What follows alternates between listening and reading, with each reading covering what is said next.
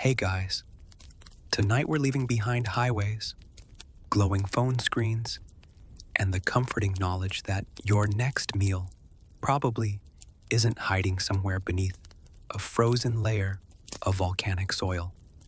Instead, we're traveling back more than 1,000 years to follow a group of Viking settlers who decided that life in Scandinavia simply wasn't difficult enough. So, dim the lights, get comfortable, and settle into your favorite sleeping position. Maybe grab a blanket if you don't already have one. By the end of tonight's journey, you'll probably appreciate central heating just a little more than you did 5 minutes ago. As always, if you enjoy slow, relaxing history that helps you unwind while quietly reminding you that people in the past somehow survived astonishingly inconvenient lives, consider subscribing. And before you drift off, let me know in the comments where you're listening from. It's always fascinating to see how many different corners of the modern world gather together for a peaceful trip into the distant past. Now, take a slow breath. Imagine the crisp air of Northern Europe more than 1,000 years ago. The sky is pale, streaked with long bands of silver clouds drifting over dark pine forests. Cold seawater stretches toward the horizon, gently rolling against rocky shores, polished by countless winters.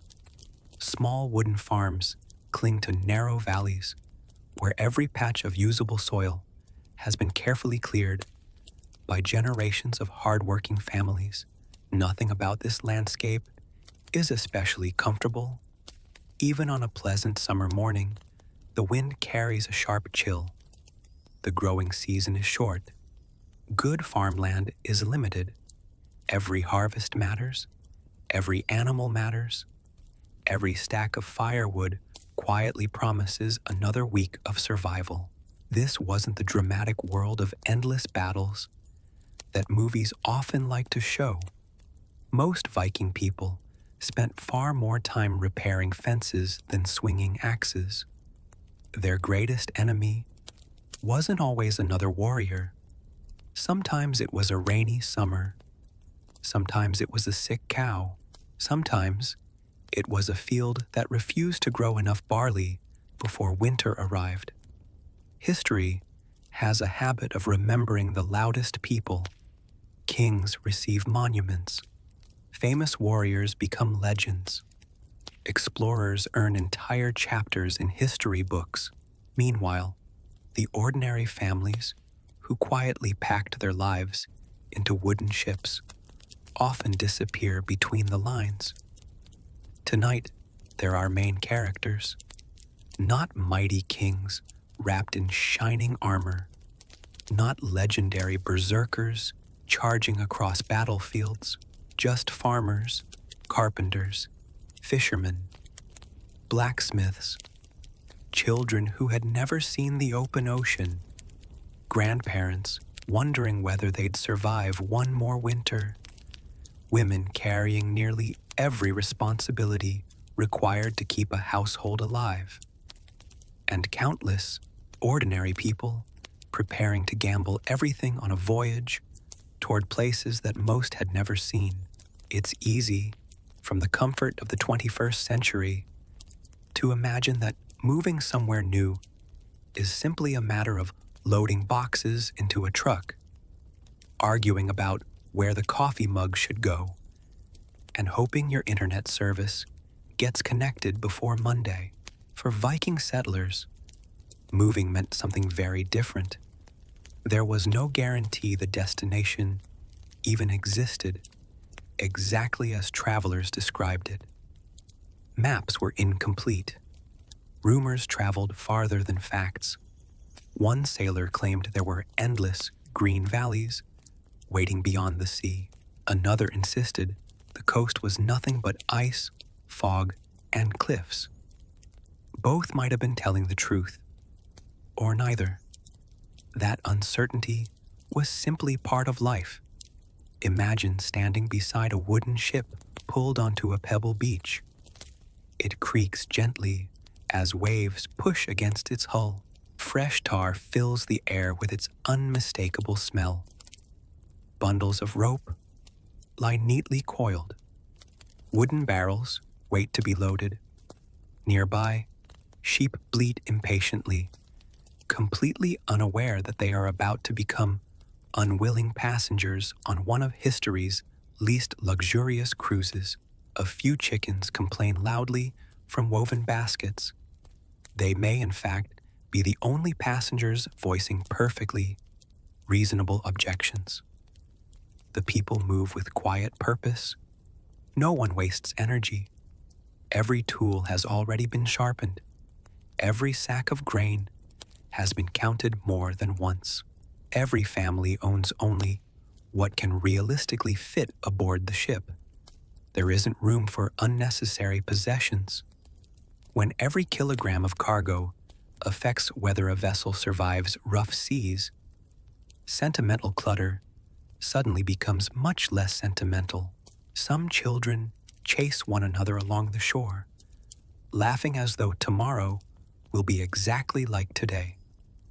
Adults know better. Tomorrow may be the last time these children ever see their homeland. Some families leaving Norway would never return. Some settlers heading toward Iceland would build entirely new communities. Others would continue even farther, chasing stories of distant Greenland. A few would eventually glimpse the shores of North America, centuries before Columbus was born. But none of them knew that yet. From where they stood, the future was hidden behind a gray horizon. The sea kept its secrets remarkably well. The ocean, after all, has never been particularly interested in reassuring human beings. It doesn't care about dreams. It doesn't reward optimism. It certainly doesn't pause storms. Simply because someone packed extra optimism alongside the dried fish, the sea asks only one question. Are you prepared? For Viking settlers, that question echoed through every decision. Should they stay where land was becoming scarce, or risk everything on stories carried home by wandering sailors? Some families had little choice. Scandinavia's population had slowly grown. Good farmland was limited. Inheritance traditions often meant that younger sons received little or no land at all. Imagine spending your childhood helping your father cultivate fields you might never own. Year after year, you work beside him, you repair fences, feed animals, harvest barley, cut hay, carry water, yet someday the farm will belong to your older brother. Your future? Perhaps a tiny patch of rocky hillside. Perhaps nothing. Suddenly, rumors about distant lands become much more attractive, even if those lands are separated by freezing oceans, determined to test every ounce of human determination. Leaving wasn't necessarily an act of reckless courage. Sometimes it was simply the least impossible option. That makes these journeys strangely relatable. People throughout history, and even today, have left familiar homes, hoping for better opportunities somewhere else. The languages change. The transportation improves. The paperwork becomes considerably more complicated. But the emotions remain surprisingly familiar. Hope, fear, excitement, homesickness before the journey has even begun. Parents wondering whether they're making the right decision. Children too young to understand why everyone suddenly seems unusually quiet. As evening settles over the shoreline, cooking fires begin to glow. Simple meals are prepared. Stew bubbles gently inside iron pots.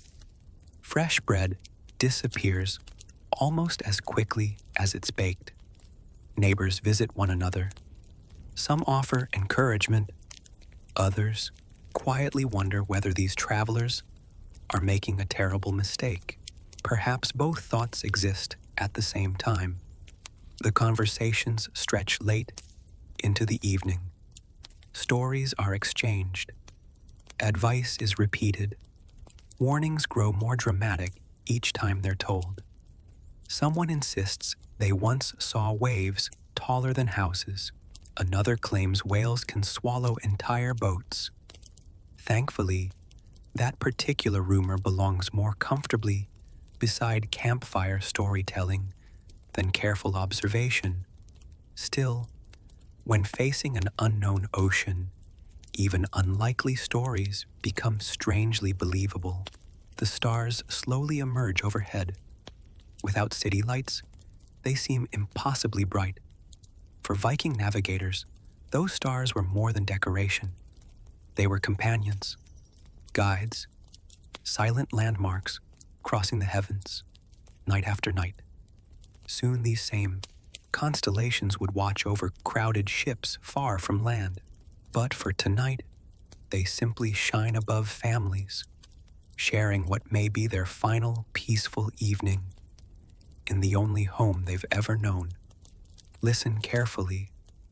You can almost hear the gentle rhythm of waves meeting stone, the crackle of firewood, the distant call of seabirds, the low voices of neighbors talking quietly beneath the northern sky. It is a calm scene, peaceful, yet underneath that calm rests enormous uncertainty. No one knows exactly what lies ahead. Not the children, not the experienced sailors, not even the elders who have spent decades watching these waters. Tomorrow begins one of history's longest, coldest, and most exhausting migrations. It won't be fast. It won't be glamorous.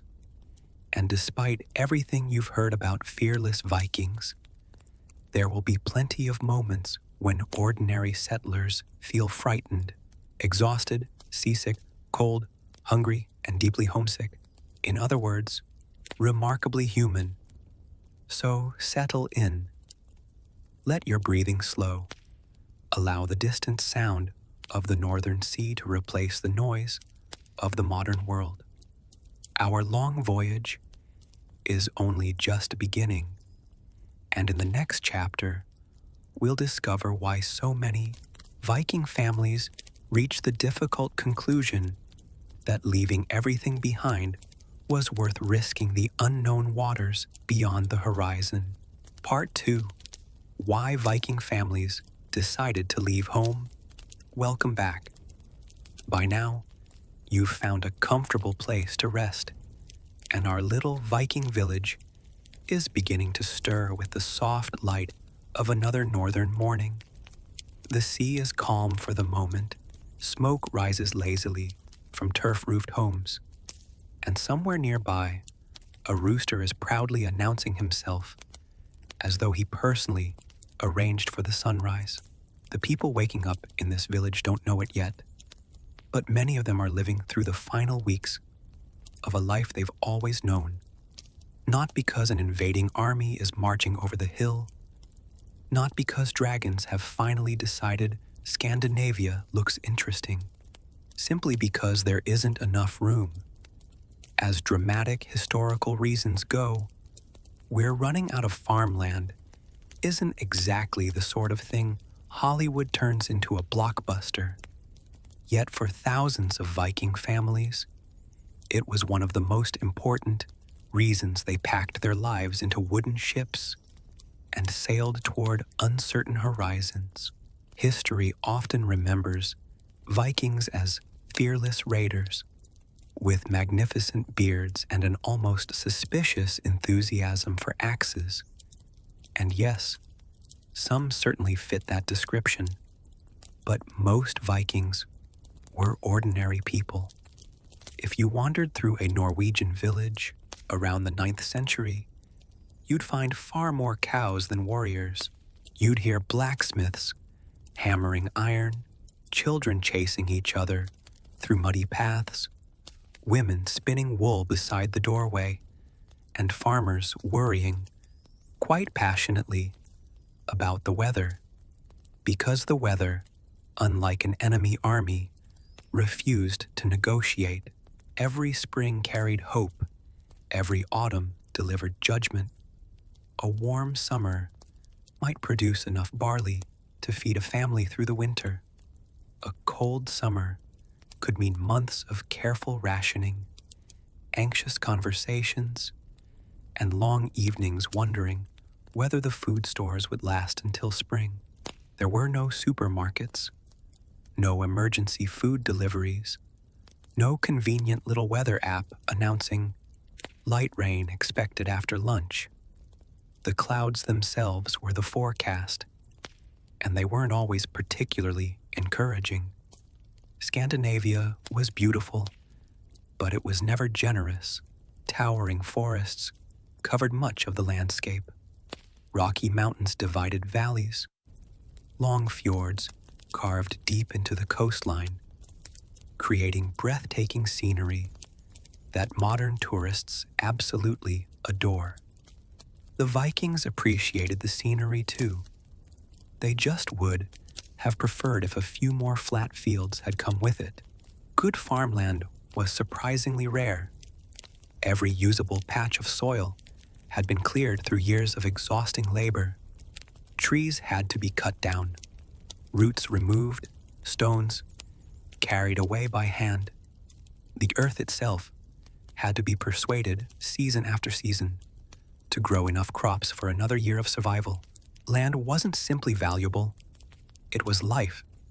A family with fertile fields could raise livestock, harvest grain, and prepare for winter with cautious confidence. A family without land depended upon others. That dependence made people vulnerable. Imagine spending your childhood working from dawn until sunset. You milk cows before breakfast, repair fences after lunch, gather hay beneath an endless summer sky. By every measure, you've earned a future on the family farm. Except you're the second son, or the third, or perhaps the fourth. And under many inheritance customs, the family property wouldn't be divided equally. Instead, much of it remained with one heir, often the eldest son, to keep the farm large enough to survive. It was practical. If every generation divided farmland into smaller and smaller pieces, eventually everyone would own a field approximately the size of a respectable dining table, useful for picnics, less useful for raising cattle, so the farm stayed together. Unfortunately, that also meant younger brothers often had very limited prospects. They could work for someone else, marry into another family if fortune smiled upon them, become craftsmen, join trading expeditions, or leave. For many young men, and eventually entire families, the sea represented possibility, not certainty, certainly not comfort, just possibility. Stories began circulating about lands across the ocean. Some sailors returned speaking of Iceland, a place with volcanic mountains, steaming hot springs, and broad valleys waiting to be settled. To modern ears, describing a volcanic island as excellent real estate sounds wonderfully optimistic. Still, compared to owning no land at all, even a landscape filled with lava fields had its appeal. Word traveled remarkably fast, considering nobody possessed email, newspapers, or group chats. Information moved from harbor to harbor, merchant to merchant, traveler to traveler. Sometimes the stories became slightly exaggerated, actually. Slightly might be unfair. Human beings have always possessed a remarkable ability to improve a story after the second cup of ale. One sailor described lush grasslands. The next listener repeated the story with even greener grass. By the time it reached another village, cows practically milked themselves. Reality, as settlers would eventually discover, remained considerably less cooperative. Still, hope has always traveled faster than caution. Land wasn't the only pressure pushing people outward. Politics could be equally persuasive. During the Viking Age, Scandinavian kingdoms were slowly becoming more organized. Powerful rulers sought greater control over local chieftains. Kings wanted taxes, loyalty, military service, influence. Not everyone appreciated these requests. Some local leaders preferred governing themselves. Thank you very much. Nor did every farmer enjoy handing over part of his harvest simply because someone wearing a nicer cloak declared himself king. One famous example was Harald Fairhair, traditionally credited with unifying much of Norway. Whether every detail of the old sagas is perfectly accurate remains open to debate. Medieval storytellers occasionally allowed enthusiasm to outrun precision. Still, many historical accounts suggest that increasing royal authority encouraged some independent families to seek freedom elsewhere, if staying meant accepting a king's growing power. Leaving began to look rather attractive, especially if rumors of empty land continued arriving with every trading ship. Freedom held enormous importance in Viking society. Many settlers weren't simply searching for better farms. They were searching for independence, a place where they could build a home according to their own labor rather than someone else's commands. That dream wasn't unique to the Viking Age. Across history, countless migrations have been driven by exactly the same desire. The names change, the destinations change. The ships eventually become airplanes, but the hope remains familiar: to build something that truly belongs to your family. Of course, dreams rarely mention the mosquitoes, or freezing winters, or volcanic eruptions. Dreams have an unfortunate habit of editing out inconvenient details. Climate also played its quiet role. Although historians continue debating the exact influence of changing weather patterns during different decades, even small variations could dramatically affect harvests in Northern Europe. One poor growing season might be manageable. 2 difficult years became alarming. 3. Now entire communities faced impossible choices. Parents naturally thought first of their children. Would there be enough food? Enough grazing land? Enough opportunity? Every generation asks those same questions in one form or another. The Viking Age was no exception. Trade opened new possibilities as well. Scandinavian merchants traveled astonishing distances. They sailed across the Baltic Sea, journeyed into the rivers of Eastern Europe, reached Constantinople, visited the British Isles, explored the North Atlantic. With every voyage came new knowledge, new rumors, new maps sketched from memory. The world slowly grew larger, and once people learn that distant opportunities exist, remaining exactly where they are becomes more difficult. Curiosity is a surprisingly powerful force, even stronger when accompanied by limited farmland. Around evening, families gathered inside warm longhouses. The central fire crackled softly. Smoke drifted upward before finding its way through openings in the roof. Children listened, while adults discussed practical matters. How much grain remained? Would another cow survive the winter? Had anyone heard fresh news from Iceland? Perhaps a cousin had written, well, not written exactly. More likely another traveler had delivered the message. After remembering most of it correctly, news traveled slowly, sometimes remarkably slowly.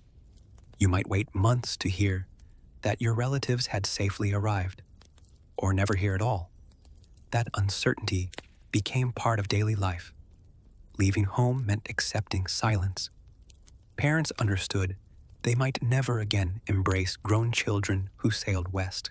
Brothers might never meet again. Grandparents could kiss grandchildren goodbye, knowing that memory would become their only connection. Imagine that final evening. You sit beside the fire you've warmed yourself beside since childhood. The wooden walls carry familiar scratches. The smell of peat smoke has settled into every beam. Outside, the animals are quiet. Inside, everyone speaks softly. Nobody wants to admit how frightened they are. Instead, they discuss practical things. Rope, barrels, food, weather. People often do that before difficult moments. Talking about ordinary tasks feels safer than speaking about fear. The younger children, meanwhile, are fascinated by the adventure. They're imagining whales, waterfalls, and distant mountains. Adults are imagining storms. Both visions are understandable. Morning eventually arrives. Mist clings to the shoreline. Ships wait patiently in the harbor. Their wooden hulls rock gently with the tide, almost as though encouraging hesitant travelers to climb aboard. One final look at home. One final breath of familiar air. One final chance to change their minds. Some probably considered it. Some almost certainly turned back. But many stepped forward. Not because they were fearless, because they believed the uncertainty ahead offered more hope than the certainty they were leaving behind. History would remember these voyages as remarkable feats of exploration. The settlers themselves likely saw them rather differently. To them, this wasn't an adventure.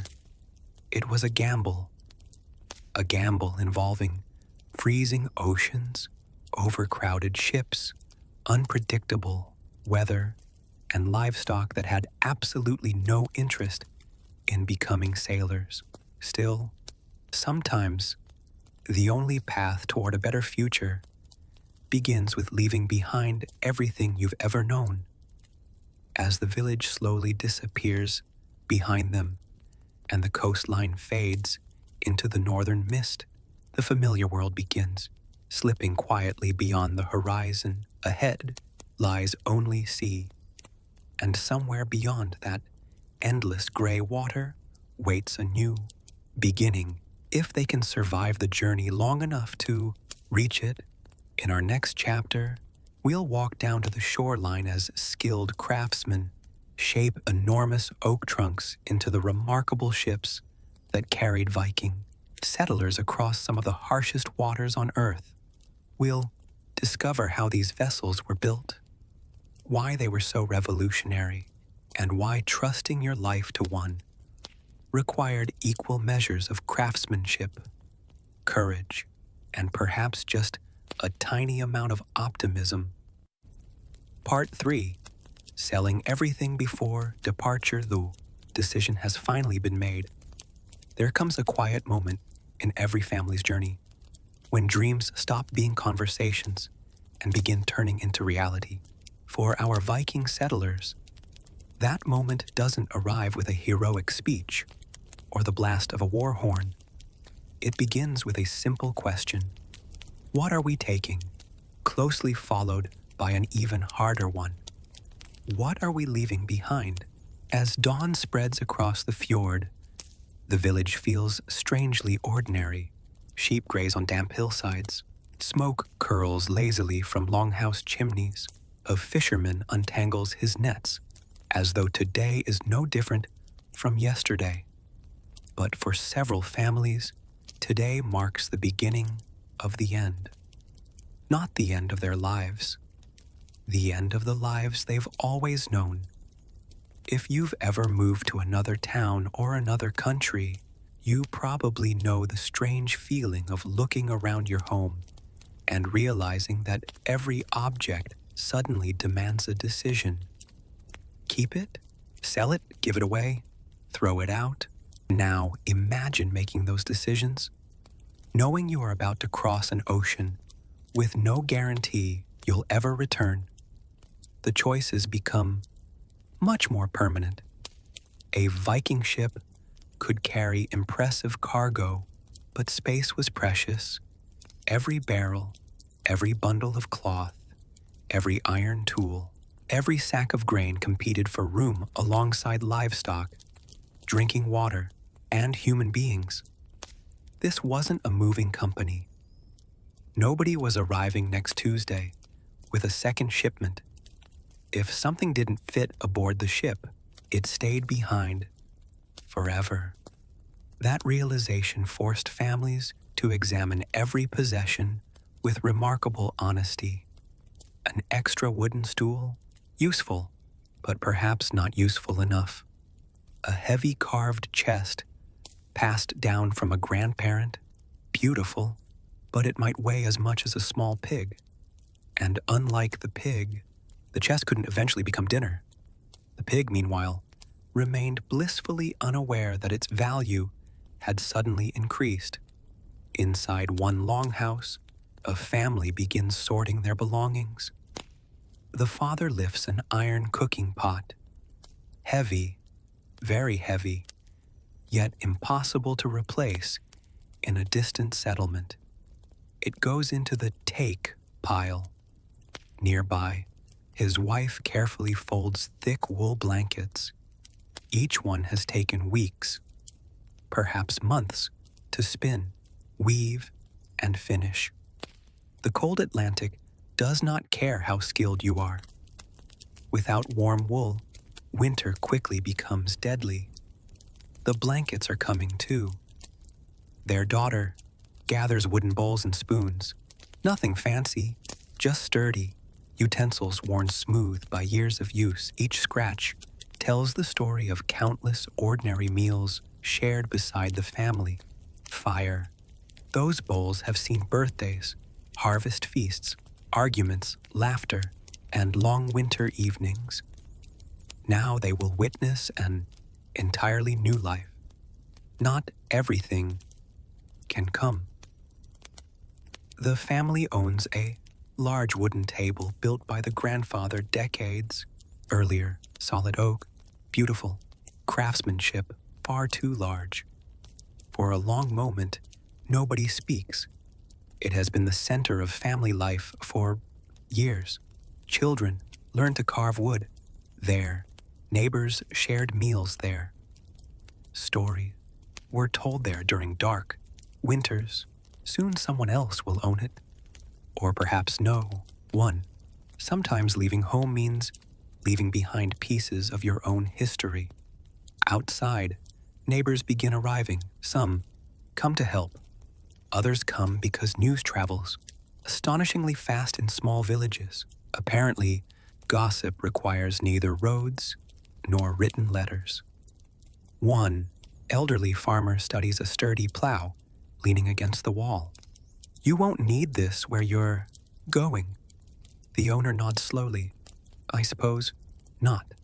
They discuss a fair price, not because either man enjoys bargaining today, because life continues. Someone will farm these fields after they're gone. The plow deserves another pair of hands. Nearby, another family sells several goats. The animals seem entirely unconcerned by the emotional significance of the moment. They simply continue chewing grass with admirable dedication. One particularly stubborn goat refuses to cooperate. requiring 3 adults to persuade it toward its new owner. History remembers kings signing treaties. It rarely pauses to mention goats expressing very strong opinions, yet somehow these small moments feel wonderfully human. Coins exchange hands. Not many. Silver remains precious. Sometimes trade happens without money at all. An axe for a sack of grain, a barrel for 2 sheep, a fishing net for several cured hides. The Viking economy relies heavily on barter. Trust matters. Reputation matters. Everyone knows everyone. Cheating. Your neighbor might earn a little extra today, but you'll probably regret it the next time you need help repairing a roof. Inside another home, a young couple sorts through clothing. They own surprisingly little by modern standards. A few tunics, wool cloaks, leather shoes, belts, simple, jewelry. Every piece has a purpose. There are no overflowing wardrobes, no forgotten boxes in the attic, no mysterious kitchen drawer containing 7 broken knives and a spoon. Nobody recognizes everything they own has earned its place, which somehow makes choosing even harder. The wife carefully unwraps a silver brooch inherited from her mother. Beautiful, intricately crafted, one of the family's most valuable possessions. Should it be sold to buy supplies or kept as both wealth and memory? Jewelry in the Viking Age wasn't merely decoration. Silver rings, armbands, and brooches often served as portable savings accounts. Unlike furniture, silver traveled easily. If hardship struck in a new settlement, valuable ornaments could be traded for livestock, tools, or food. Practicality and sentiment wrestled with each other constantly. Children wandered through the house, quietly watching adults make decisions they barely understood. To them, selling the family's favorite bench seemed strange. Giving away familiar animals felt even stranger. One little boy hugged the old sheepdog tightly. The dog, thankfully, was coming along. No sensible settler willingly abandoned a good working dog. Besides, someone needed to bark enthusiastically at every suspicious shadow in the wilderness. Dogs have been volunteering for that job for thousands of years. As afternoon arrives, more buyers appear. Some are friends, others come from neighboring farms. Everyone understands why these sales are happening. Nobody says the obvious aloud. This family may never return. Conversations drift toward practical advice. Pack more salt. Take extra fishing. Hooks. Bring every iron nail you can. Spare. You'll never have enough rope. That final suggestion proves timeless. Human history strongly suggests that people almost never regret bringing additional rope. The village blacksmith does particularly good business. Settlers purchase axes, hammer, heads, knives, iron rivets, chisels. These tools represent survival itself. Wood can always be found. Stone can often be gathered. Iron is much harder to produce. Every nail matters. Every blade matters. Every repaired tool may someday save weeks of exhausting labor. Nearby, women trade preserved butter, smoked meat, dried fish, and wheels of hard cheese. Food must survive a long sea voyage before anyone even begins building a new farm. Fresh milk lasts only so long. Dried cod, fortunately, possesses almost supernatural determination to remain edible. One suspects that if properly stored, some pieces might outlive the people eating them. Toward evening, the atmosphere changes. The marketplace grows quieter. Most belongings have found new owners. The empty spaces inside each longhouse become impossible to ignore. Rooms echo differently. Walls appear strangely bare. The familiar comfort of home begins dissolving even before anyone leaves. A grandmother runs her hand gently along a wooden doorway polished, smooth by decades of passing through it. How many times had she carried firewood across this threshold? How many winters had she welcomed children inside out of the snow? Now another family will someday stand here, or perhaps the house will slowly fall apart beneath wind and rain. Wooden buildings require constant care. Abandoned homes disappear surprisingly quickly. The landscape quietly reclaims them. Outside, the sun begins sinking toward the horizon. Its golden light spreads across the calm waters of the fjord. For a brief moment, everything looks peaceful, beautiful, almost timeless. It's easy to understand why leaving hurts so much. This place contains every memory they've ever made. Every tree along the path holds a story. Every field reflects years of labor. Every neighbor carries shared experiences stretching back generations. Leaving isn't simply changing addresses, it's saying goodbye to an entire world. One by one, neighbors stop by for final visits. Some bring gifts, a loaf of bread, a bundle of herbs, extra wool mittens, nothing extravagant, just small acts of kindness offered by people who know how uncertain tomorrow can be. There are hugs, firm handshakes, quiet promises to remember one another.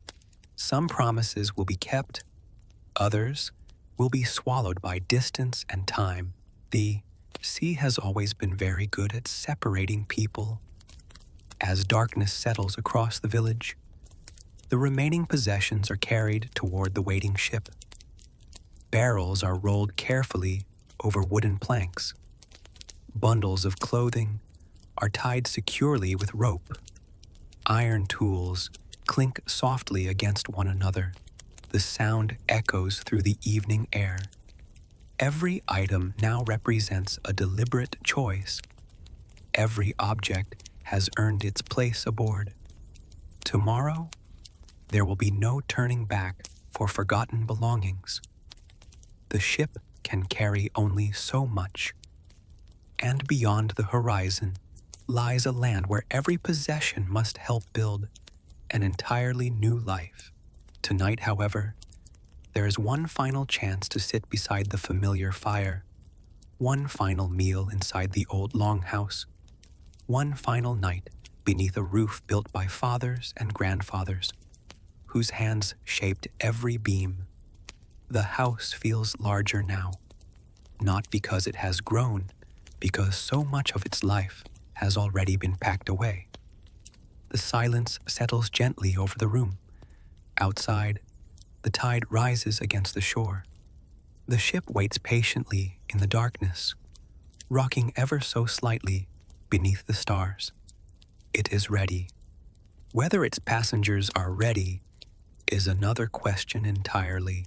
In our next chapter, we'll walk onto the beach where master shipbuilders transform mighty oak trees into elegant Viking knars.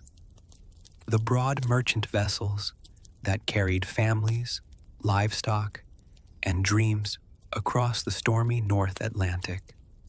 We'll discover why these remarkable ships became some of the greatest engineering achievements of the early medieval world, and why every carefully fitted plank might one day mean the difference between reaching a new home or disappearing forever beneath the cold gray sea. Part 4. Building the settlement.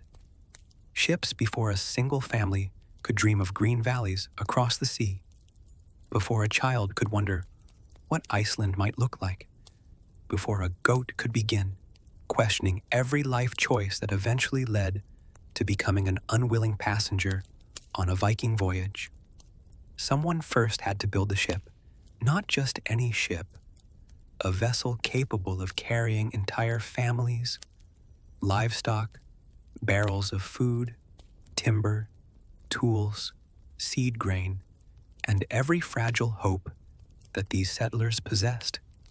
If the ship failed, nothing else mattered. As dawn slowly spreads across a quiet Scandinavian fjord, we leave the busy farms behind and walk toward a small shipyard nestled beside calm water. The smell reaches us long before we arrive. Fresh-cut oak, pine resin, hot tar bubbling gently over a fire, salt carried inland by the sea breeze. It is the unmistakable scent of craftsmanship. Several men are already working, though the morning mist still hangs over the shoreline. There is no shouting, no frantic rushing, only the steady rhythm of axes striking wood. Thunk, thunk, thunk. The sound echoes softly across the water, like a slow heartbeat. Shipbuilding in the Viking Age was not magic, nor was it the work of a single brilliant craftsman. It was the combined knowledge of generations. Grandfathers taught fathers, fathers taught sons. Experienced builders corrected young apprentices. Every lesson had often been learned through failure, sometimes expensive failure, occasionally very wet failure. The sea, after all, had little patience for poorly built boats. A careless carpenter might never receive a second opportunity. The first task began far from the shoreline, deep inside Scandinavian forests. The Vikings needed excellent timber, not merely large trees. The right trees. Oak was especially prized. Its wood was incredibly strong, while remaining flexible enough to survive powerful ocean waves. Finding a suitable oak could take days, sometimes weeks. A master shipbuilder wandered quietly through the forest, studying each trunk with experienced eyes. Too many knots, not suitable. Growing at an awkward angle, leave it standing. Signs of rot, absolutely not. The perfect tree was a rare treasure. Ironically, the tree itself usually disagreed with this assessment. Imagine standing beneath one of these enormous oaks. It may have begun growing centuries before the shipbuilder was born. Birds nested among its branches. Its roots gripped the earth through countless winters. Now several woodcutters surround it with heavy iron axes. They pause for a moment, not because chopping down such a magnificent tree is physically difficult, though it certainly is, rather because many Scandinavians believed remarkable trees possessed spiritual significance. The Old Norse world was alive with unseen beings, spirits, landvetter, the guardian spirits of the land, creatures inhabiting forests, rivers, mountains, and ancient groves. Whether every craftsman truly believed these stories hardly matters. Respect for nature was deeply woven into daily life. Some offered quiet words before the first swing. Others simply nodded toward the tree. Then the work began. Axes bit steadily into the bark. Wood chips flew through cool morning air. The sound echoed beneath towering pines. It could take many hours before the great oak finally leaned. Another crack, then another. The trunk groaned like an old giant reluctantly rising from sleep. Finally, the tree surrendered. It crashed onto the forest floor with a thunderous roar that startled birds into the sky. For several moments, nobody spoke. Even experienced woodcutters understood. They had just witnessed something extraordinary. Now, the real work could begin. The enormous trunk had to be cut into manageable lengths. Heavy logs were dragged using teams of oxen or sturdy horses whenever possible. Sometimes dozens of people worked together, pulling thick ropes while shouting steady rhythms to keep everyone moving at the same pace. Progress was painfully slow. Modern machinery would have completed the job before lunch. Viking settlers measured success differently. If the timber reached the shoreline before winter, that counted as excellent progress. At the shipyard, craftsmen carefully split the logs into long planks. Unlike modern sawmills, Viking builders often preferred splitting wood along its natural grain. This produced remarkably strong boards. It also required considerable skill.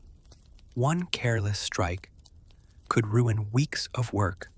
Iron wedges were driven into carefully chosen cracks. Wooden mallets hammered rhythmically, slowly, almost patiently. The massive trunk opened itself. Each plank seemed to reveal itself, rather than being forced free. Nearby, apprentices gathered curled wood shavings for kindling. Nobody wasted anything. Timber represented years of natural growth. Every usable piece found a purpose. Even scraps eventually became fuel. The keel came first. Always the keel. If the ship possessed a backbone, this was it. A single, carefully shaped beam, stretching nearly the vessel's entire length. Everything else depended upon it. The master builder walked slowly around the timber, running weathered hands across the smooth surface, looking, listening, feeling. Experience allowed him to notice tiny imperfections invisible to others. There were no engineering degrees, no computer models, no laser measurements, only practiced eyes and generations of accumulated wisdom.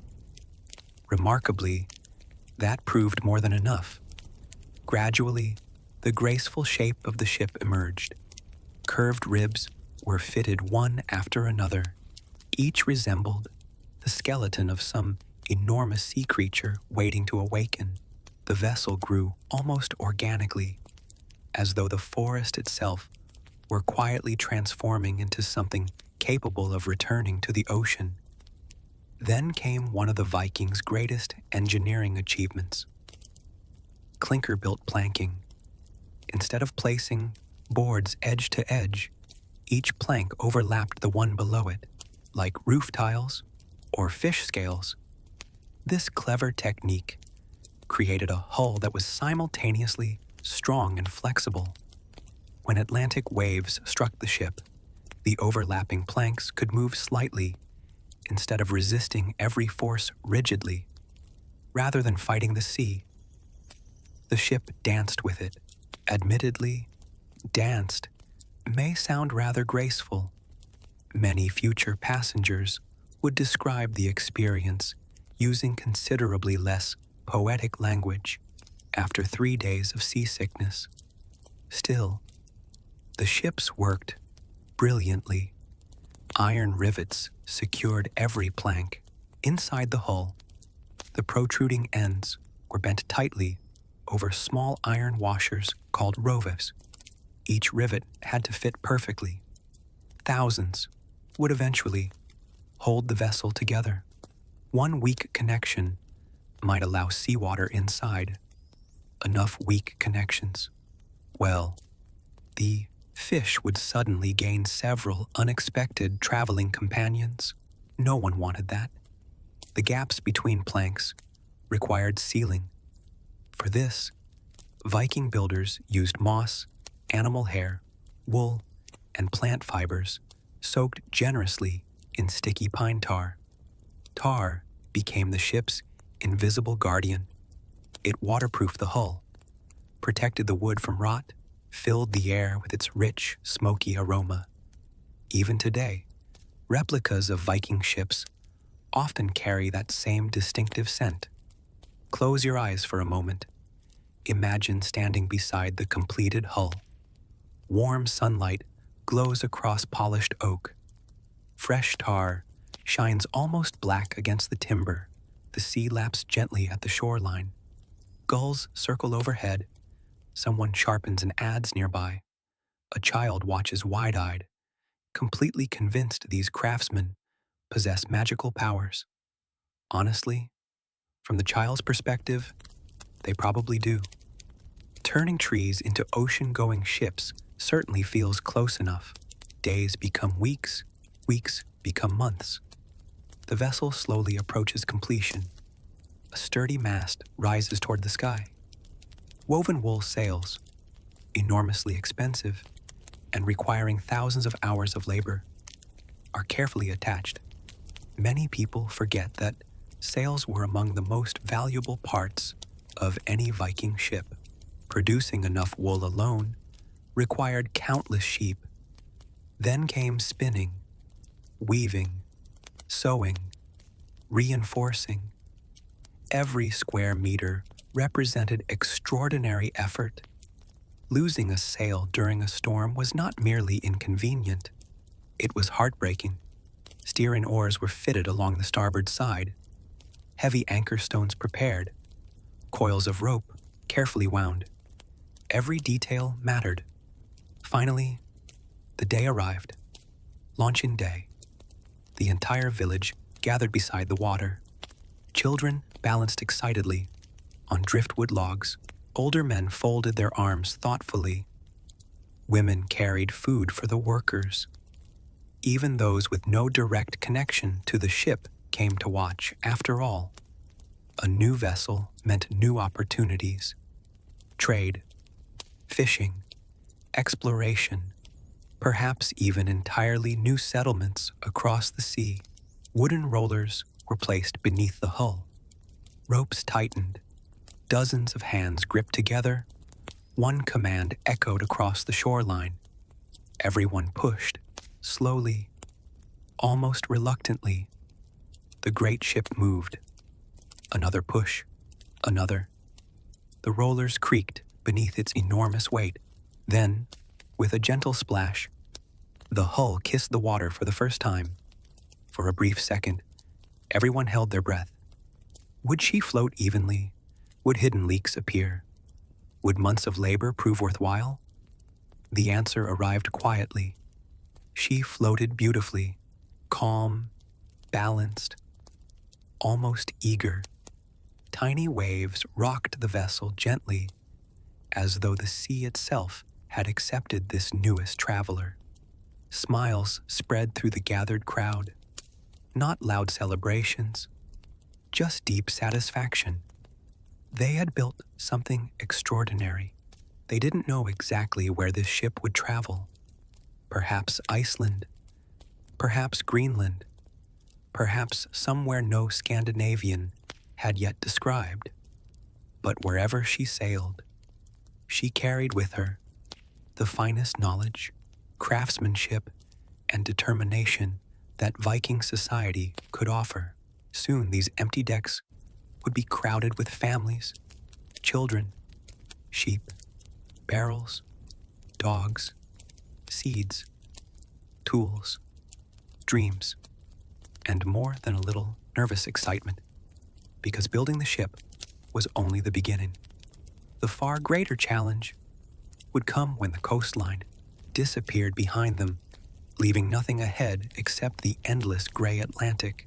In our next chapter, we'll watch as settlers carefully pack everything they own aboard these remarkable vessels. We'll discover what they considered essential for survival, what precious possessions they reluctantly left behind, and why even the smallest forgotten tool could mean disaster in a land where there were no neighbors to borrow from. Part 5.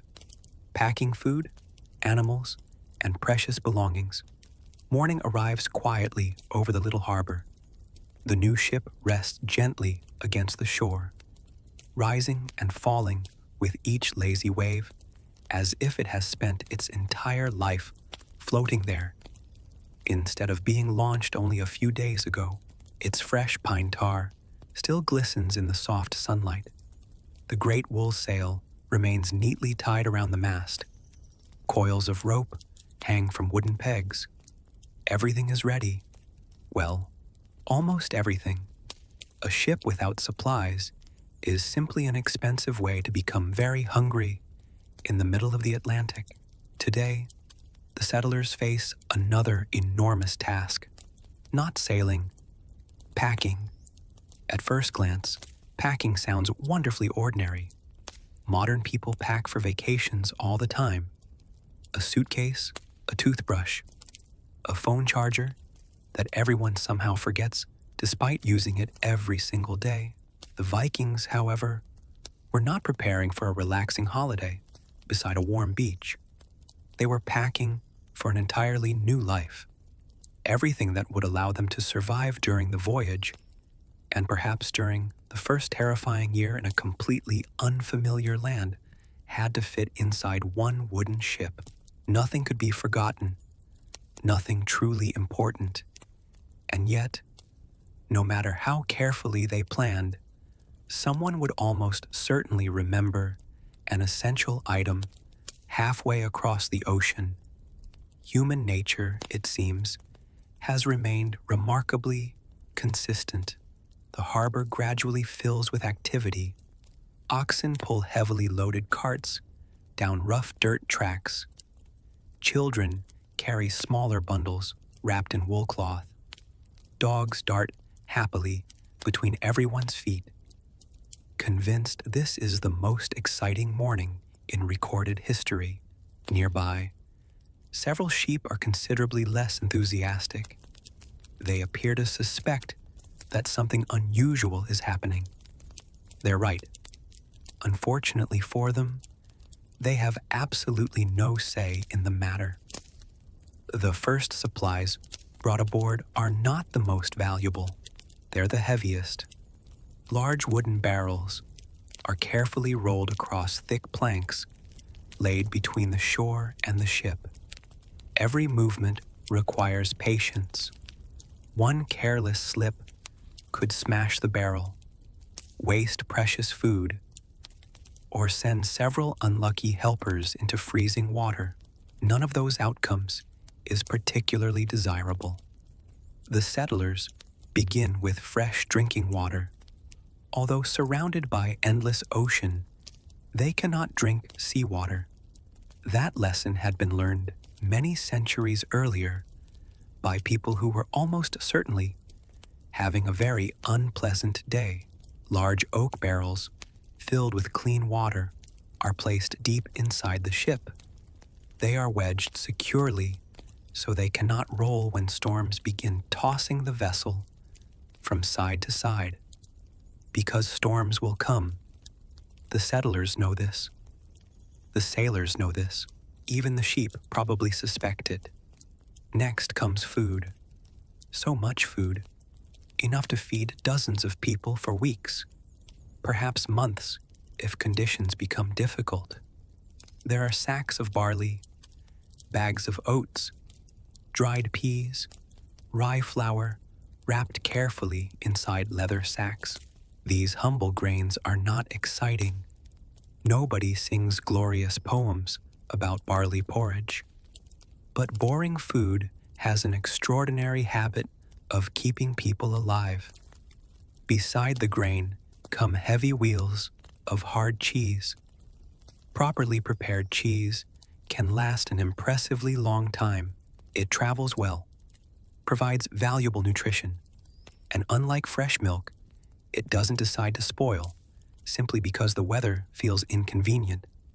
Several women carefully carry baskets filled with smoked fish, cod, herring, salmon. Every piece has been preserved through careful smoking or drying. The smell is noticeable, very noticeable.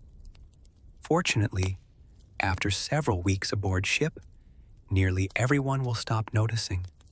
Or perhaps they'll simply surrender. Dried fish was one of the true heroes of Viking survival. It weighed relatively little, stored well, provided excellent nourishment, and possessed the astonishing ability to remain edible long after most modern sandwiches would have become archaeological discoveries. Alongside the fish come strips of smoked lamb and beef, salted whenever possible, hung over slow fires for days. Each piece represents months of careful preparation before departure. Food preservation was not merely a useful skill, it was an essential one. One mistake made during smoking or drying could ruin an entire supply. Nobody wanted to discover spoiled meat while floating hundreds of kilometers from land. Next arrive wooden tubs filled with butter, carefully sealed. Butter supplied valuable calories, especially during cold weather. Life aboard ship demanded energy. Everything demanded energy, even trying not to fall over, while the deck pitched beneath your feet required surprisingly determined effort. Clay pots filled with honey are handled with extraordinary care. Honey serves many purposes: sweetener, medicine, preservative, occasional reminder that life can still contain pleasant surprises despite everything else happening around you. Children watch eagerly as the honey disappears below deck. One little girl quietly asks whether they can open it now. Her mother smiles. No. The answer comes immediately. Apparently, some parenting traditions have survived unchanged for over 1,000 years. Nearby, bundles of dried herbs are tied carefully to wooden beams. Yarrow, angelica, thyme, juniper berries, medicinal plants gathered during summer. No Viking expected a physician to appear halfway across the North Atlantic. If someone became ill, families relied upon experience, herbal knowledge, and hope. Hope, admittedly, had somewhat unpredictable success rates. The ship slowly fills. Every available space begins disappearing beneath carefully arranged supplies. Experienced sailors know that balance matters. Too much weight on one side could make the voyage far more dangerous. Heavy cargo belongs low inside the hull. Lighter items, higher up. Everything secured with rope. Everything checked twice. Because the ocean enjoys collecting carelessly packed belongings. Now, the animals arrive. This part is lively. The first sheep are gently encouraged toward the gangplank. The word encouraged is perhaps overly generous. One sheep walks aboard without complaint. Its companion immediately decides that absolutely nothing on earth could persuade it to follow. 4 adults spend the next several minutes attempting polite negotiation. The sheep remains unconvinced. Eventually, gentle persistence wins. The spectators quietly pretend not to laugh. Goats prove even more creative. One somehow escapes entirely. Another climbs onto a pile of fishing nets. A third behaves as though becoming a sailor has been its lifelong ambition. Every animal possesses a completely different opinion regarding maritime travel. Chickens arrive inside woven baskets. They protest loudly. The harbor echoes with indignant clucking. The chickens, quite understandably, object to almost every aspect of today's arrangements. Nobody consults them. Their future has already been decided. Several pigs are brought aboard next. Strong ropes guide them carefully across the planks. The pigs squeal dramatically. One might assume they are being asked to wrestle sea monsters rather than simply walk onto a boat. Still, given what lies ahead, perhaps they have a point. Cattle present an even greater challenge. A healthy cow represents enormous wealth. milk.calves.leather status. Leaving without cattle would make establishing a new farm incredibly difficult. Yet loading such massive animals onto a wooden ship requires remarkable patience. The cows move slowly, very slowly, stopping frequently to reconsider every decision that has brought them here. One elderly sailor quietly scratches a cow behind its ears. "Come on, old girl." She finally steps forward. Sometimes kindness succeeds where force does not. Not every animal is destined for food. Dogs accompany many families, faithful companions, guardians, hunters, friends. Unlike livestock, the dogs seem thrilled. At last, a grand adventure, new smells, new beaches, new opportunities to bark enthusiastically at absolutely everything. Cats come too, less dramatically. They stroll aboard as though the ship naturally belongs to them. Their mission is serious, protecting precious grain from mice and rats. Cats have been quietly saving human food supplies for thousands of years, usually while accepting very little appreciation. Some things never change. As afternoon stretches into evening, attention turns toward personal belongings. These are packed with the greatest care. Iron axes wrapped in cloth, woodworking tools, fishing hooks, needles made from bone, spinning whorls, cooking pots, loom weights, blacksmith's hammers, every craft essential for building a new settlement. One family carries aboard a beautifully carved wooden chest. Inside are carefully folded wool garments, several silver arm rings, a small Thor's hammer pendant, family heirlooms, perhaps a treasured brooch inherited from a grandmother. Not everything inside possesses practical value. Some objects carry memories, and memories, though impossible to weigh, are often the heaviest things people bring when leaving home forever. A young mother quietly places a tiny carved wooden horse into one chest. It belongs to her son. The toy is worn smooth from years of little hands. Someone watching might think, it's only a toy, but it is far more than that. It is familiarity, comfort, a small piece of the old home traveling toward a completely unknown future. Children need such things. Adults probably do too.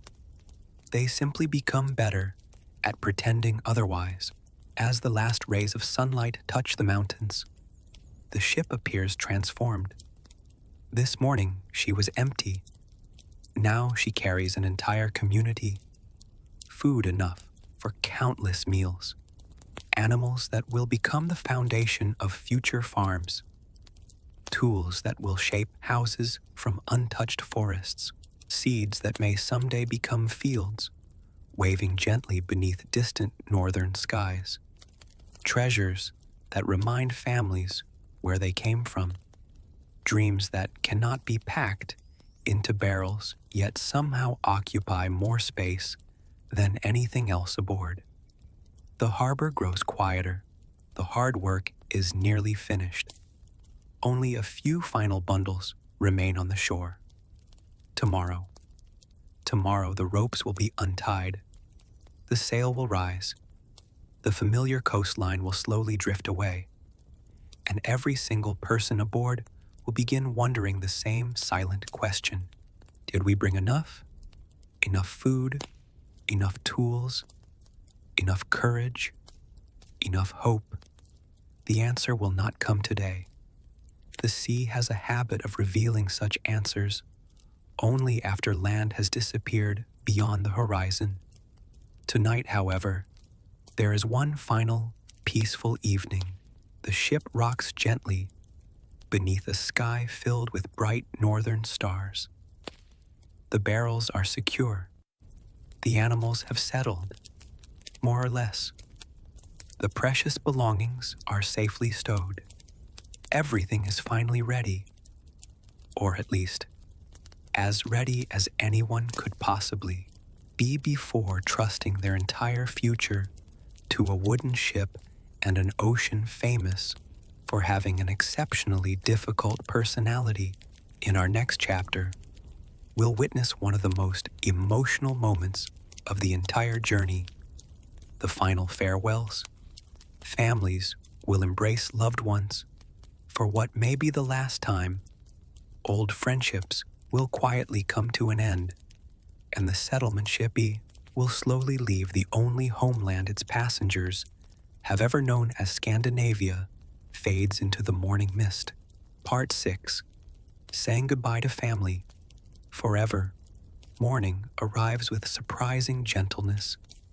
The sea is unusually calm, as though even the North Atlantic has decided to behave itself for a few precious hours.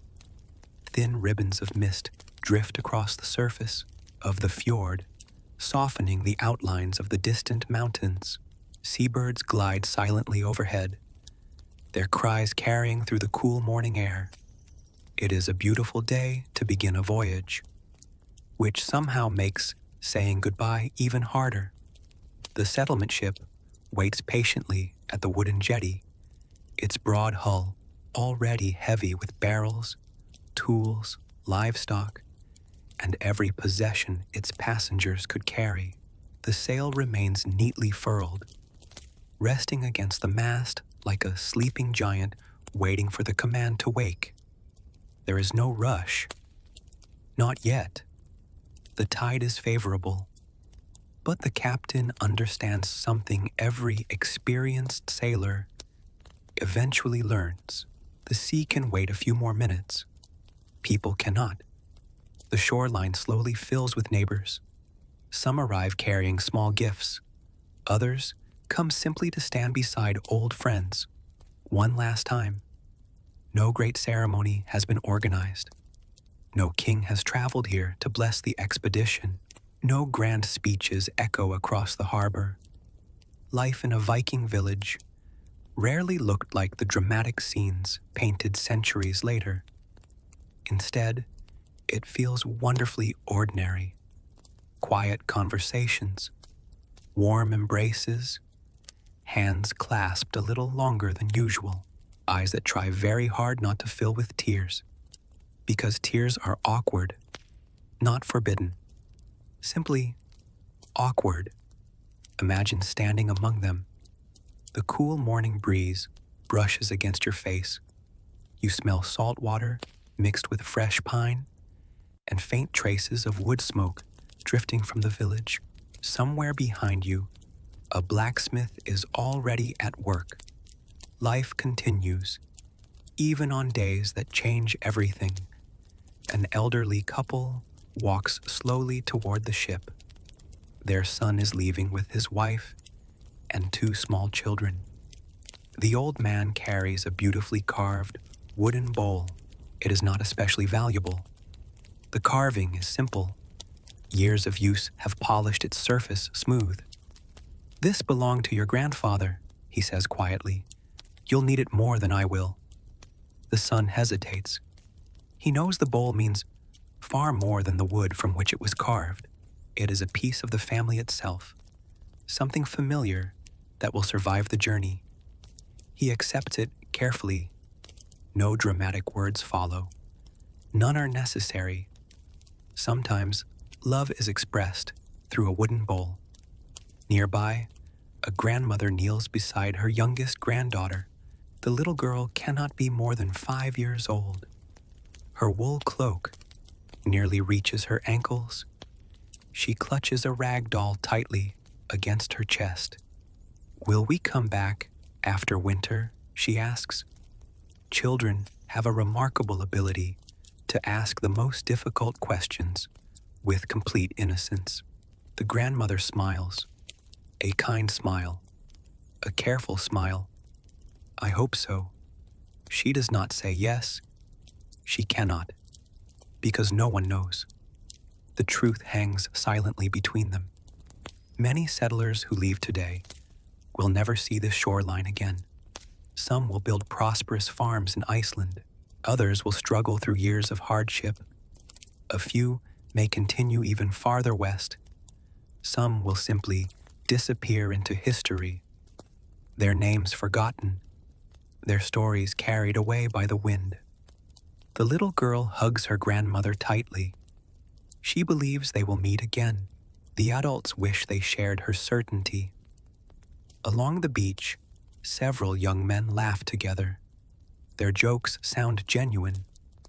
Perhaps they are, or perhaps laughter is easier than admitting fear. One claps another on the shoulder. If the sheep don't eat all your food first, maybe we'll visit next summer. The other grins. If the sheep survive me, they'll deserve the farm. The nearby sheep offer no comment, though one particularly determined ram does stare suspiciously at everyone involved. Humor has always helped people face uncertainty. Even gentle teasing carries comfort. It reminds everyone that, for a few more moments at least, life still feels normal. A priest of the old Norse traditions stands quietly near the water's edge.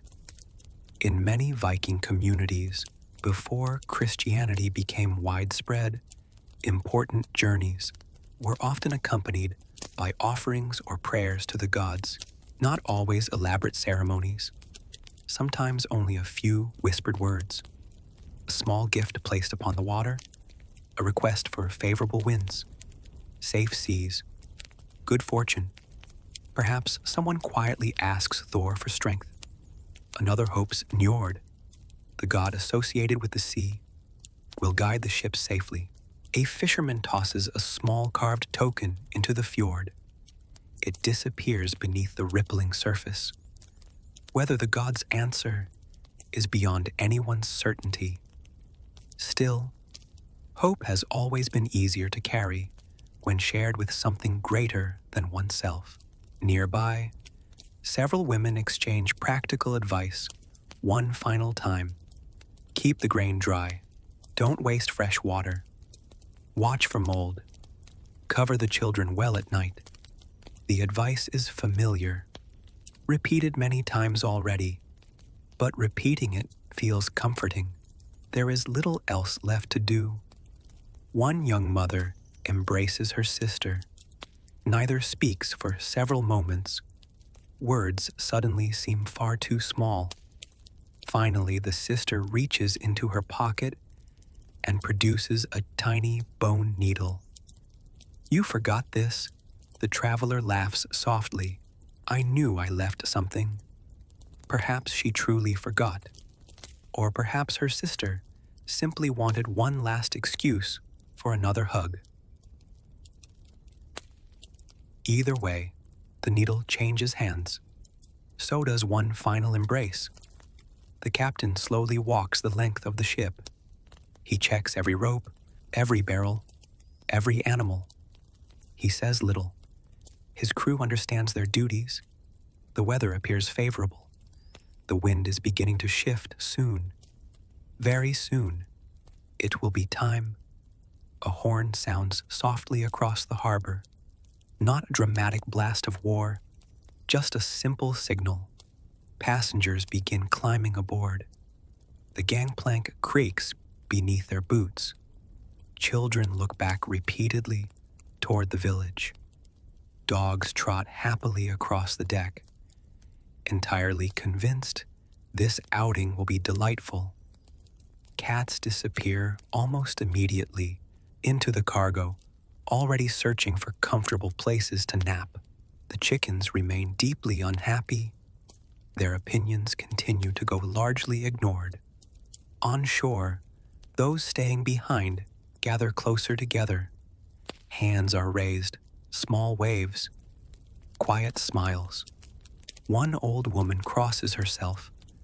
Another traces the sign of Thor's hammer upon her chest. The Viking world was changing during these centuries. Old beliefs and newer Christian customs often existed side by side. Faith itself became another companion for the journey. The ropes are loosened. Crewmen push gently against long poles planted in the muddy bottom. The ship drifts away from the dock almost silently. For a few moments, no one speaks. The distance between ship and shore grows only a few feet, yet those few feet already feel impossibly wide. A young boy suddenly remembers something. "Grandfather!" He waves frantically. "I'll bring you a white fox," the old man laughs. "I'll be waiting." Whether white foxes actually live where the boy imagines hardly matters. The promise itself is enough. Slowly the sail begins to rise. Heavy wool climbs the mast. It catches the morning breeze with a deep, satisfying billow. The ship gently turns toward the mouth of the fjord. Water ripples softly along the hull. Oars dip into the sea in slow, practiced rhythm. The shoreline begins moving away. Or perhaps it only feels that way.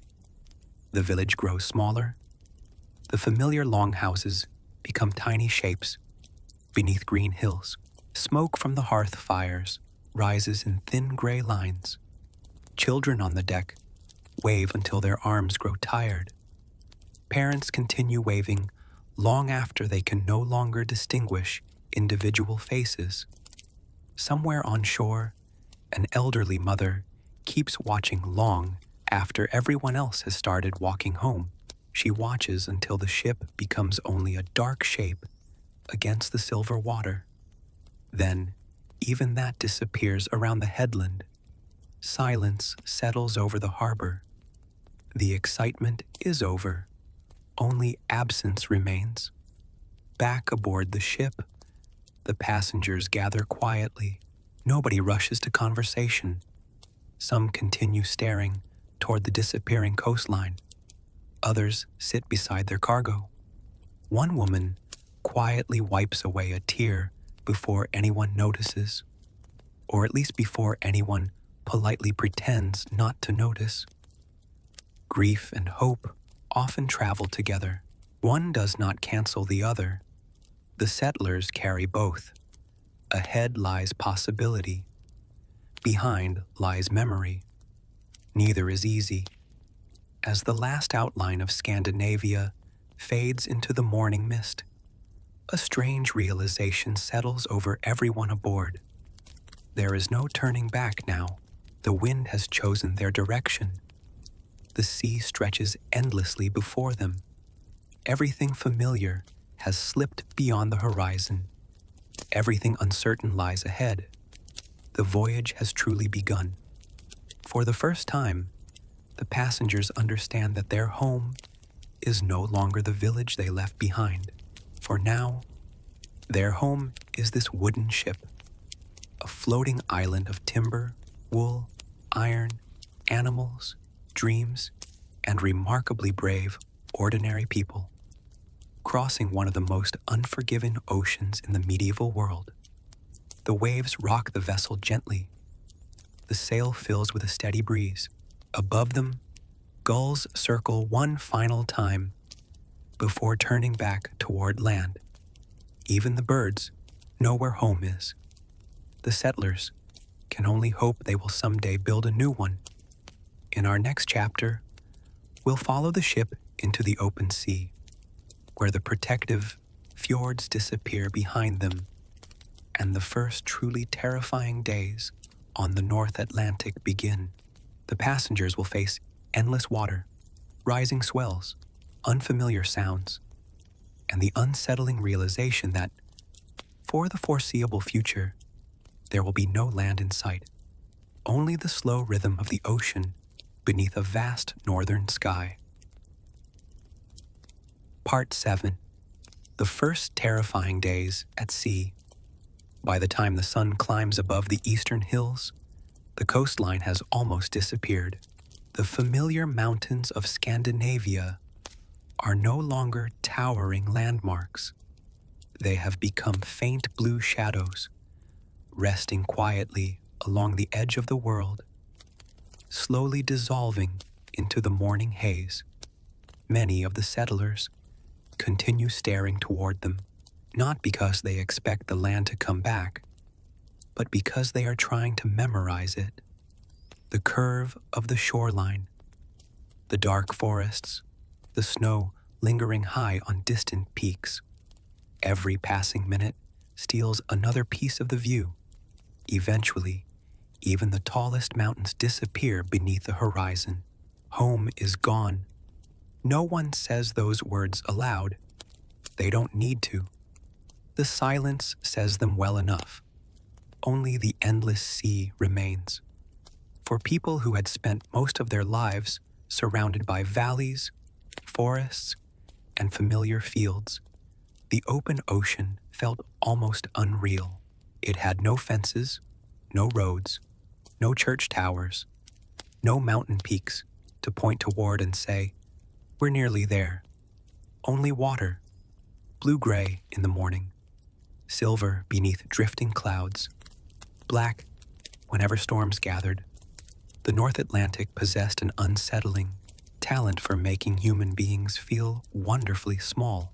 The ship rises gently over a slow swell, then sinks again, rises, sinks. At first, the motion seems almost pleasant, rather like being rocked in a cradle. Several children laugh with delight. One little boy stretches his hands toward the waves, as though they are old friends inviting him to play. His mother smiles. She knows this enthusiasm is unlikely to survive until lunchtime. She is correct. The experienced sailors move confidently across the deck. Their feet instinctively adjust to every movement of the ship. They walk as though the wooden planks beneath them are perfectly still. To everyone else, the deck appears to have developed a mischievous personality. It shifts unexpectedly, tilts without warning, slides gently beneath every step. One elderly farmer attempts to carry a wooden bucket across the deck. 3 steps later, the bucket survives. His dignity requires minor repairs. No one laughs, mostly because everyone understands they'll probably be next. The captain keeps his eyes on the horizon. He studies the wind more carefully than the passengers. The sea speaks a language learned only through years of experience. Tiny changes in wave direction, the shape of distant clouds, the flight of seabirds, the smell carried on the breeze. All of these whisper clues about what lies ahead. Most settlers notice none of them. They are too busy discovering an unpleasant truth, seasickness. It arrives quietly. One woman pauses while arranging blankets. She suddenly stops, closes her eyes, takes a slow breath. Perhaps she simply needs fresh air. Perhaps, no. A few moments later, she leans hurriedly over the side of the ship. Unfortunately, she is not alone. One by one, several passengers experience exactly the same miserable realization. The sea has welcomed them, not particularly politely. Modern medicine has produced remarkable inventions. Motion sickness tablets among them. The Viking Age possessed no such luxury. If you became seasick, your options were surprisingly limited. Feel miserable. Continue feeling miserable. Eventually stop feeling miserable. Hopefully, one old sailor pats a pale young man gently on the shoulder. Keep looking at the horizon. Simple advice still recommended by many sailors today. Some wisdom survives remarkably well across 1,000 years.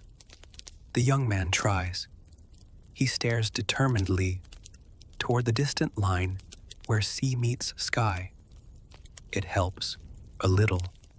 Nearby, the livestock are adjusting in their own fashion. The sheep huddle together. The goats complain loudly whenever the ship rolls. The chickens have decided that this voyage represents a profound injustice. They announce this opinion every few minutes. The pigs contribute their own dramatic commentary. Only the dogs seem thoroughly delighted. Every new wave is apparently fascinating. Every gust of wind deserves investigation. One energetic puppy races from one side of the deck to the other before discovering that moving ships have very different ideas about balance than solid ground. He slides several feet across the planks, looks surprised, then immediately tries again. Youth has always possessed admirable confidence. Cats, meanwhile, cats simply locate the warmest patch of sunlight and go to sleep. If cats could write history, books, one suspects most Viking voyages would receive only a brief mention. Sea moved, humans panicked, had a nap. As afternoon approaches, the wind freshens. The gentle swells grow taller. Not dangerous, not yet, but large enough to remind everyone exactly where they are. The ship begins climbing each wave. For a few moments, the bow points toward the sky. Then, slowly, it tips forward, sliding down the opposite side with a soft rushing sound as water hisses along the hull. The movement feels strange, almost like breathing. Up, down, hour after hour. There is no escaping it. Cooking becomes more difficult. A pot suspended above a small fire swings gently from side to side. The woman tending it has developed impressive reflexes. She catches the pot before it spills. Twice. The third time, well, the stew contributes itself to the deck instead. The nearby dog appears deeply appreciative. At least someone enjoys lunch.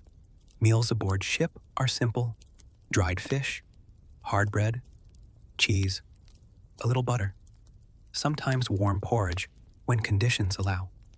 Nobody complains much.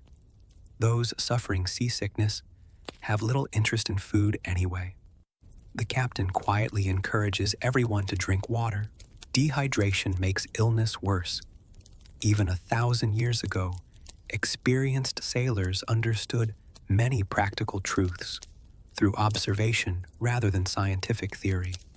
Experience remained an excellent teacher.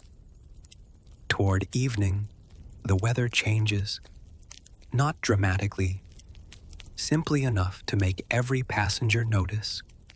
The sky fills with low gray clouds. The wind carries a sharper chill. The sea darkens from silver blue to deep slate. Far behind them, the last seabirds disappear. This troubles several settlers. Why are they leaving? Because birds know something humans often forget. They rarely travel farther from land than necessary. Out here, there is only ocean. The realization settles quietly across the deck. No birds, no fishing boats, no distant shoreline, nothing. Every direction looks exactly the same. It is strangely unsettling. Imagine standing there yourself. Turn slowly in a complete circle. Water, water, water, water. The horizon forms a perfect ring around the ship. There is nowhere else in the world. Only this small wooden vessel, floating beneath an enormous northern sky. It becomes wonderfully easy to understand why experienced navigators were so highly respected. Finding Iceland among millions of square kilometers of ocean required astonishing skill, or astonishing luck, preferably both. Night approaches. The sailors reduce the sail slightly.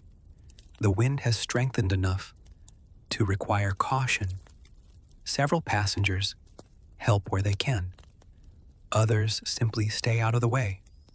Sometimes that is the greatest assistance available. Darkness arrives slowly in the northern summer. The sunset lingers. Golden light spreads across the tops of gentle waves. For a brief hour, the ocean seems peaceful again, almost welcoming. Almost. The first stars appear overhead, one by one, brilliant against the darkening sky. The captain glances upward. These stars are old companions. He knows many of them by heart, long before compasses became common in Northern Europe. Experienced sailors relied upon the heavens whenever skies remained clear.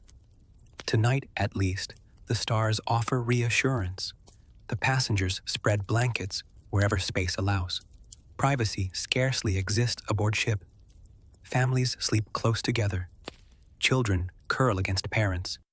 The animals settle gradually. The creaking of timber becomes a constant companion. Every plank groans softly. Every rope hums in the steady wind. Every wave taps gently against the hull. It is a strangely comforting rhythm until one remembers that several thousand meters of cold Atlantic water lie directly beneath the floor. Perhaps best not to dwell on that thought. One little girl whispers sleepily, "Are we there yet?" Her father smiles despite his own exhaustion. "No? Tomorrow?" He looks toward the endless darkness beyond the bow. "Not tomorrow," she nods, accepting this with the remarkable patience children sometimes display when they have no alternative. Within moments, she is asleep. The adults remain awake much longer. Some think about the families they left behind. Some wonder whether they packed enough food. Others quietly question whether leaving was the right decision. These thoughts drift silently through the darkness like the mist that occasionally brushes across the sea. No one speaks them aloud. Fear often grows smaller when shared. But tonight, everyone is still learning how to carry it. The ship continues westward. Its broad wooden hull rises and falls with the breathing of the ocean. The stars wheel slowly overhead. The coastline is now hundreds of kilometers behind them. Ahead, nothing but darkness, nothing but hope, nothing but the long voyage that has only just begun. In our next chapter, that gentle rhythm will come to an abrupt end as the settlers encounter the North Atlantic's true personality. Towering waves, freezing rain, howling winds, and relentless storms will test both the remarkable craftsmanship of their ship and the quiet determination of every soul aboard. Only then will they fully understand why so many Viking voyages never reach their intended destination. Part 8. Storms, freezing rain, and endless waves. The first few days at sea had been uncomfortable. Now they were about to become unforgettable. For 2 mornings, the North Atlantic had shown remarkable restraint. The waves had been manageable. The wind had been cooperative. Even the clouds seemed content to drift lazily overhead, allowing the settlers to believe, if only for a little while, that perhaps this voyage would not be quite as miserable as everyone had warned. The experienced sailors knew better. The sea was simply introducing itself. Late one afternoon, the captain stopped speaking in the middle of a sentence. His eyes lifted toward the western horizon. At first glance, nothing seemed unusual. The passengers continued eating dried fish. Children played quietly with carved wooden toys. A dog chased its own tail around a coil of rope until an older sailor gently suggested that perhaps the rope had other responsibilities. Everything felt ordinary, yet the captain had noticed something far away, almost blending into the horizon. A dark line stretched across the sea. Not land, clouds, heavy clouds, the kind that swallowed sunlight, the kind every sailor learned to respect. Without raising his voice, he began giving instructions. Tighten the cargo, check every rope, reduce the sail. The crew moved immediately. There were no questions, no hesitation. Passengers watched with growing curiosity. One young farmer quietly asked an older sailor, "Is something wrong?" The sailor smiled politely, "Not yet." Those two words settled uneasily over the deck. Not yet. The wind changed first. It arrived almost politely, carrying colder air across the water. The pleasant summer breeze disappeared. In its place came sharp gusts that tugged at cloaks and rattled every loose rope aboard. The temperature dropped so quickly that several children instinctively pulled their wool blankets tighter around their shoulders. One woman looked toward the horizon. "The sea looks different." She was right. Only an hour earlier, gentle swells had rolled peacefully beneath the ship. Now the surface had become restless. Small white crests appeared atop growing waves. The water darkened until it resembled polished iron. Even the cheerful dogs sensed something unusual. Their playful running stopped. Instead, they lay close beside their families, ears twitching nervously. Animals often noticed storms before people did. The sheep grew strangely quiet. The chickens remained deeply offended by absolutely everything. Storm or no storm, their commitment to complaining deserved a certain admiration. The first raindrops fell shortly before sunset, cold, sharp, scattered, not enough to soak anyone, just enough to announce that larger things were following behind. The sailors pulled heavy wool cloaks tightly around themselves. Every movement became more deliberate. The captain glanced repeatedly toward the sky. Clouds rolled overhead like enormous gray mountains. The sun disappeared completely. Daylight faded far earlier than anyone expected. A low rumble echoed somewhere in the distance. Not thunder. The sea. The sound of enormous waves breaking against one another, far beyond the ship. It was a deep, endless roar, as though the ocean itself had begun breathing more heavily. Night arrived.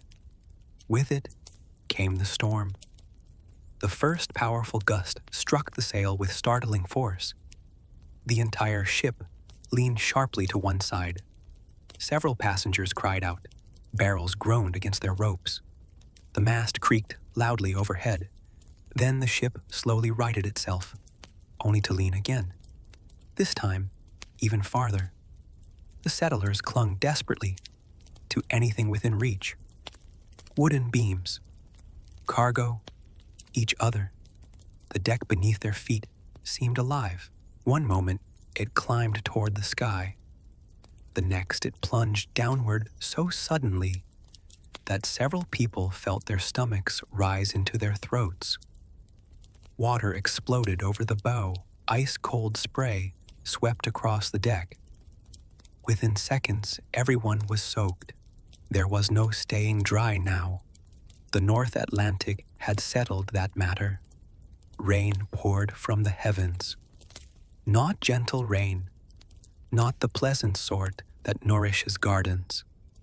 This rain stung. Driven sideways by fierce wind, each drop struck exposed skin like tiny needles. Faces quickly became numb. Hands stiffened. Wool cloaks absorbed water until they weighed twice as much as before. One little boy began shivering uncontrollably. His mother immediately wrapped him inside 2 thick blankets and held him tightly against her chest. Body heat became one of the few reliable sources of warmth. Around them, the crew continued working, calmly, Methodically, one sailor crawled along the deck to tighten a loose rope. Another adjusted the sail by only a few inches. A third inspected the mast between every violent roll of the ship. None of them appeared frightened, not because the storm was harmless, because panic never repaired a ship. Experience had taught them a simple lesson. When the sea becomes angry, work first, fear later. Lightning suddenly flashed across the sky. For one brilliant instant, the entire ocean became visible.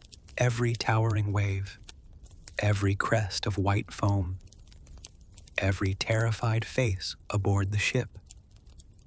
Then darkness returned. The thunder arrived several seconds later, a deep rolling boom that seemed to shake the very air. One child buried her face against her father's shoulder. He whispered reassuring words, quiet words, steady words, even though his own heart was pounding just as quickly. The waves continued growing. Some rose higher than the ship itself. The vessel climbed each wall of water, painfully slowly. Up, higher, still higher, until, for one breathtaking moment, it balanced near the crest. Then, down. The bow tipped forward. The ship slid down the far side, not falling, sliding, as though descending a steep hill, made entirely of moving water. Several passengers closed their eyes. Others prayed. Some simply held on. Another wave arrived. Then another. Then another. Hours passed. Time lost all meaning. There was only the endless rhythm. Climb, crash, descend. Rise again. Somewhere below deck, a barrel broke loose. The heavy container rolled violently across the hull. Two sailors scrambled after it, not because the barrel itself mattered more than people, but because hundreds of kilograms of shifting weight could overturn the ship. Working together, they forced it back into position and secured it with fresh rope. The passengers watched silently. Small acts of skill often decide whether great disasters happen. Freezing rain continued through the night. Water found every tiny opening in clothing. Boots filled with icy seawater. Fingers became almost impossible to feel. One elderly woman quietly rubbed warmth back into her granddaughter's hands. Slowly, patiently, the little girl tried not to cry. She succeeded, mostly. Nearby, one of the goats somehow escaped its enclosure. Nobody quite understood how. Perhaps goats possess ancient knowledge unavailable to historians. The frightened animal scrambled wildly across the slippery deck before two laughing sailors gently guided it back. Even in the middle of a terrifying storm, life occasionally produced moments of quiet absurdity. The captain looked pleased, not because of the goat, because laughter meant that the passengers had not surrendered to fear. As midnight approached, exhaustion settled over everyone. No one had slept. No one expected to. The sea demanded constant attention. The ship groaned beneath every wave. Its overlapping oak planks flexed exactly as their builders had intended. Each creak sounded alarming. Yet those sounds also meant the vessel was alive. A rigid ship might have cracked. This one bent, yielded, adapted. The craftsmanship of Scandinavian shipbuilders was now proving itself against the greatest judge imaginable, the Atlantic Ocean. Hour after hour, the vessel endured, not without struggle, not without frightening moments, but it endured. Gradually, almost too slowly to notice, the wind began losing its fury. The rain softened. The towering waves became merely enormous instead of impossible. A pale gray light appeared beneath the clouds. Morning. The storm had finally moved eastward. One by one, exhausted passengers lifted their heads. The sea remained rough, very rough, but the violence had passed. For the first time in many hours, someone dared smile. Another person laughed quietly. Not because anything was funny, because relief often sounds remarkably similar to laughter. The captain walked slowly around the ship, inspecting every beam, every rope, every sail. The vessel had survived. So had they, barely. The settlers looked around at one another. Faces were pale, eyes were tired, hair was soaked, clothes clung heavily to frozen skin. Yet everyone aboard understood something new. The stories had been true. The North Atlantic really was this dangerous, and this had been only one storm. Many more still waited somewhere beyond the horizon. The sea, having introduced its true personality, had offered the settlers their first great lesson. Courage was not the absence of fear. Courage was tightening another rope with numb fingers while fear stood beside you. It was comforting a frightened child while secretly wondering whether dawn would ever come. It was trusting a wooden ship built by human hands against a force of nature that cared nothing for dreams, plans, or hopeful futures.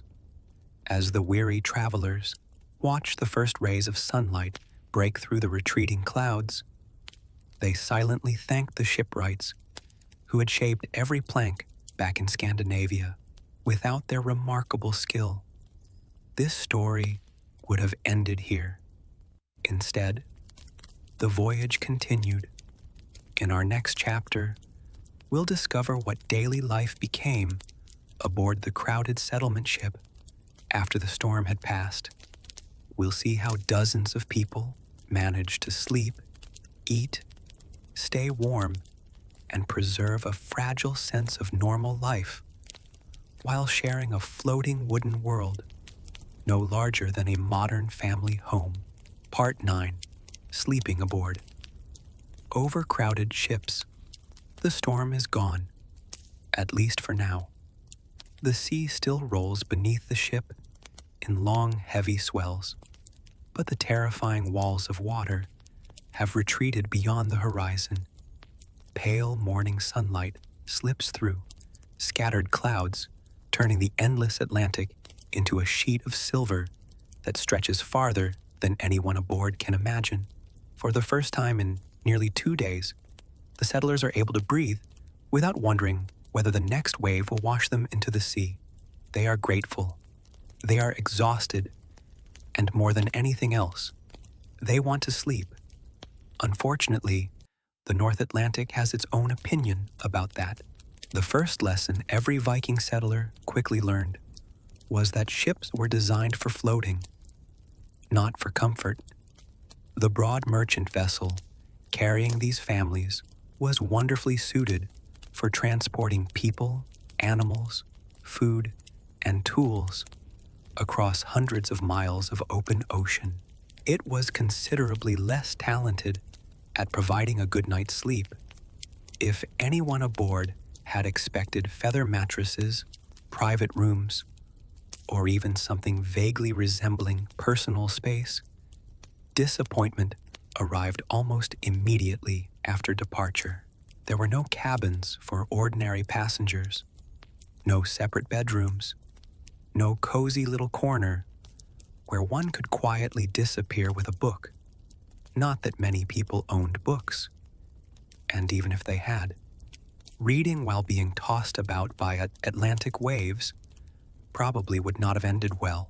The open deck served many purposes. It was a workplace, a dining room, a storage area, a playground for restless children, and when darkness fell, it became everyone's bedroom.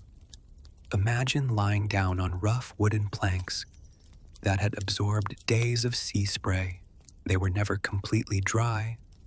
The boards smelled of pine tar, damp oak, salt, smoke, and wool. The scent became so familiar that many settlers would later remember it for the rest of their lives. Home, for the next several weeks, smelled like the sea. Families spread thick wool blankets wherever they could find enough room. Some laid animal hides beneath them for a little extra warmth. Others stuffed spare clothing beneath their heads to make something resembling a pillow. Resembling is perhaps the generous word. A rolled-up cloak can become many things. A pillow simply isn't one of its greatest talents. Finding a place to lie down required careful negotiation. The ship was crowded, very crowded. Barrels occupied much of the lower space. Animals needed their own enclosures. Tools had to remain accessible. Fresh water could not be blocked. Every available corner already had a purpose. Personal space was measured in inches rather than feet. If one person rolled over during the night, several neighbors usually became involved. Children adapted remarkably quickly. Children often do. One little boy curled up between two barrels of grain and declared it the finest sleeping place aboard. His younger sister preferred sleeping beside the family dog. The dog, rather flattered by this arrangement, accepted his duties with quiet dignity. Adults were slightly less enthusiastic. An elderly farmer attempted to stretch his aching legs after another long day. Unfortunately, there simply wasn't enough room. He sighed softly, folded his knees again, and quietly accepted that comfort had become a distant memory somewhere back in Norway. The animals, meanwhile, contributed their own unique atmosphere to bedtime. The sheep shifted constantly. Goats occasionally decided midnight was an excellent opportunity to explore. The chickens complained whenever absolutely anything happened. The pigs snored, quite loudly. If you've never heard a pig snore beneath the stars while floating across the North Atlantic, you have missed one of history's more unusual lullabies. The cats, predictably, discovered the warmest corners aboard and slept peacefully through almost everything. Storm, sleep. Loud waves, sleep. Humans worrying endlessly, still sleep. Cats have always possessed an enviable talent for ignoring situations that concern everyone else. The greatest challenge, however, was not noise. It was movement. Even after the storm had passed, the ship never truly stopped rocking. Every few seconds, the deck gently lifted, then lowered again. Hour after hour, day after day. Imagine trying to fall asleep while someone slowly rocks your bed without ever asking whether you'd like them to stop. Some passengers eventually grew accustomed to the motion. Others never did. One woman quietly admitted that every time she finally drifted towards sleep, another wave reminded her exactly where she was. Some nights felt endless. Darkness settled slowly over the northern ocean. The last traces of sunset lingered for hours during summer, painting the sky in soft shades of pink and gold before giving way to countless stars. It was breathtaking. If one happened to ignore the freezing wind and the damp blankets and the goat chewing thoughtfully on a piece of rope nearby. Beauty and discomfort often shared the same deck. Before sleeping, families quietly checked their belongings. Axes remained securely tied. Food sacks stayed dry. Children counted. Blankets adjusted. Simple routines offered comfort. The familiar rhythm of ordinary tasks helped calm anxious minds. One elderly woman whispered an old prayer Before lying down, nearby, another quietly traced the sign of the cross. Different beliefs, same hope. May tomorrow arrive safely. The sailors organized watches throughout the night. Someone always remained awake. The sea never slept. Neither could those responsible for the ship. While most passengers tried to rest, experienced crew members watched the stars, listened to the wind, adjusted ropes, checked the sail. The captain often walked the deck in silence. His eyes rarely left the horizon. Darkness concealed many dangers, unexpected storms, floating driftwood, changes in wind direction. Even a calm night demanded respect. Passengers occasionally awoke to strange sounds. The groaning of timber, the creak of leather straps, the splash of waves striking the hull. Sometimes these noises startled newcomers. The sailors hardly noticed them anymore.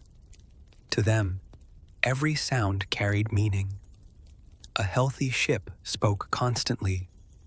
Only unusual sounds caused concern. One young father lay awake beside his sleeping children. He stared upward through the open sky.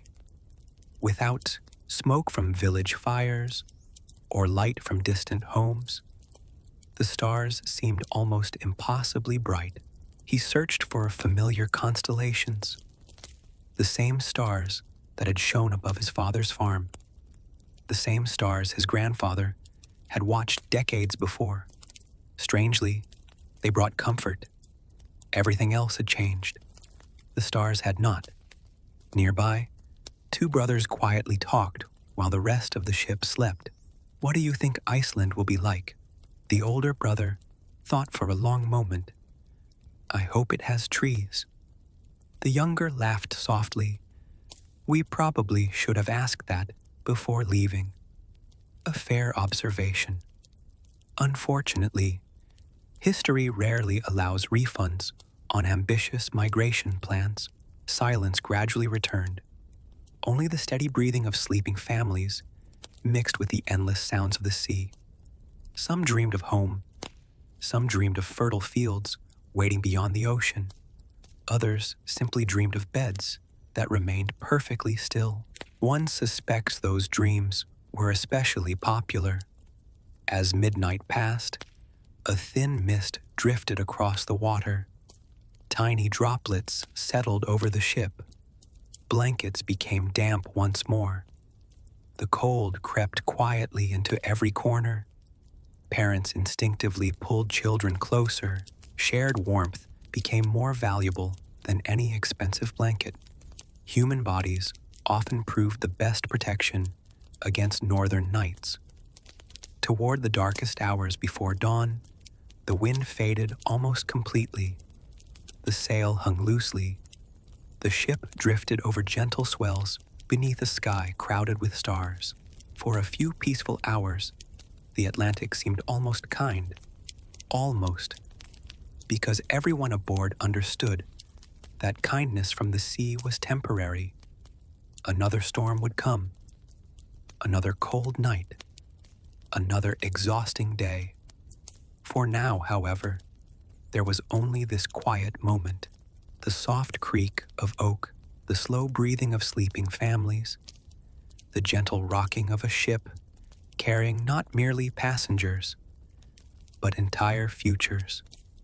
Every child asleep beneath these wool blankets represented another generation that might one day call Iceland or Greenland home. Every dreaming farmer imagined fields not yet planted. Every sleeping carpenter pictured houses not yet built. The voyage itself was only the beginning.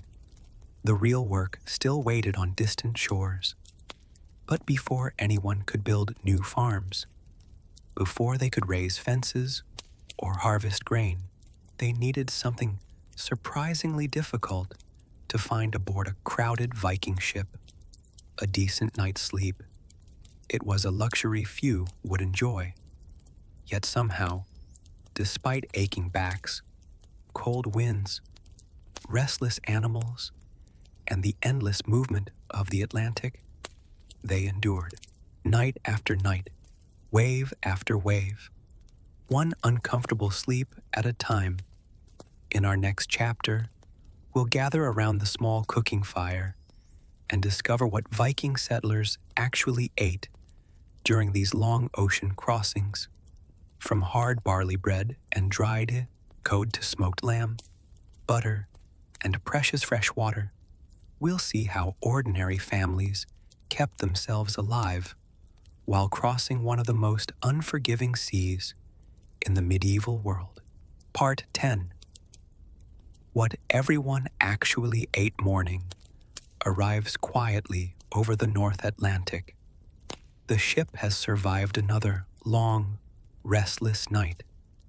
The waves are calmer than they were during the storm, though they never stop rolling beneath the hull. Every few moments the deck rises gently, pauses for the briefest instant, and settles once more into the endless rhythm of the sea. Most of the passengers wake slowly, not because they have slept particularly well.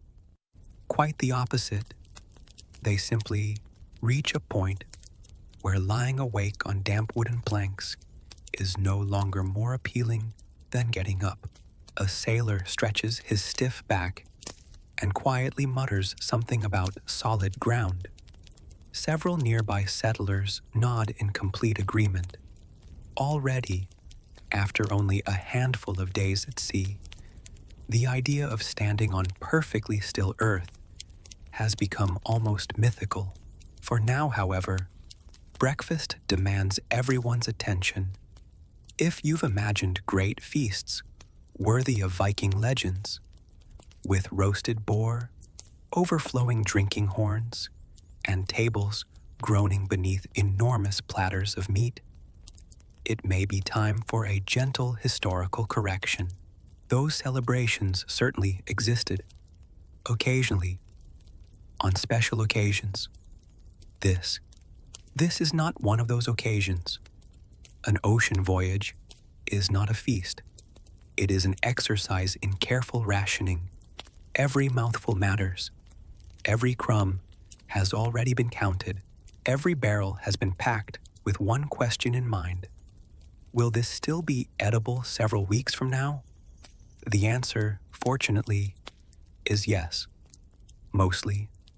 A small cooking fire is prepared in a sturdy iron firebox, set carefully upon a bed of sand. The sand protects the wooden deck from burning. Even so, the crew watches the fire constantly.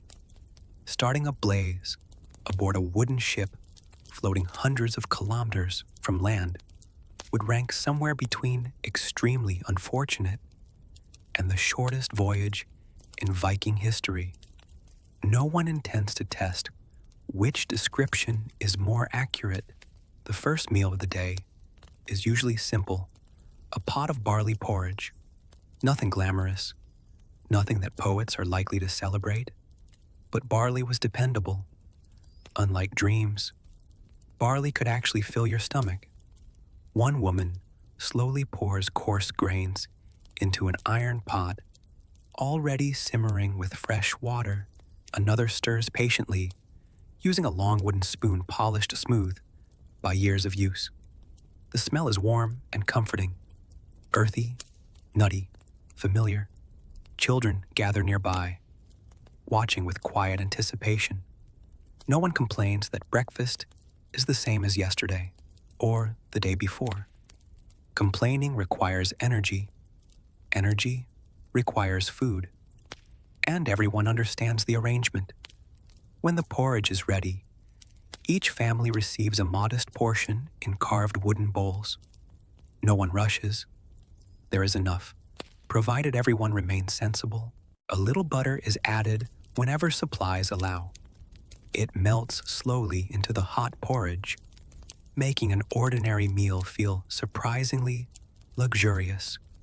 One elderly man smiles after the first bite. Your mother made it thicker. His daughter laughs softly. She also had a proper kitchen. An excellent point. Cooking aboard a moving ship demanded remarkable patience. The sea rarely cooperated with recipes. Some mornings, the pot swung so wildly that stirring became an athletic event. Other days, the fire refused to stay lit because damp wind found every tiny opening. The cooks adapted. They always adapted. Experience had taught them that perfection belonged on land.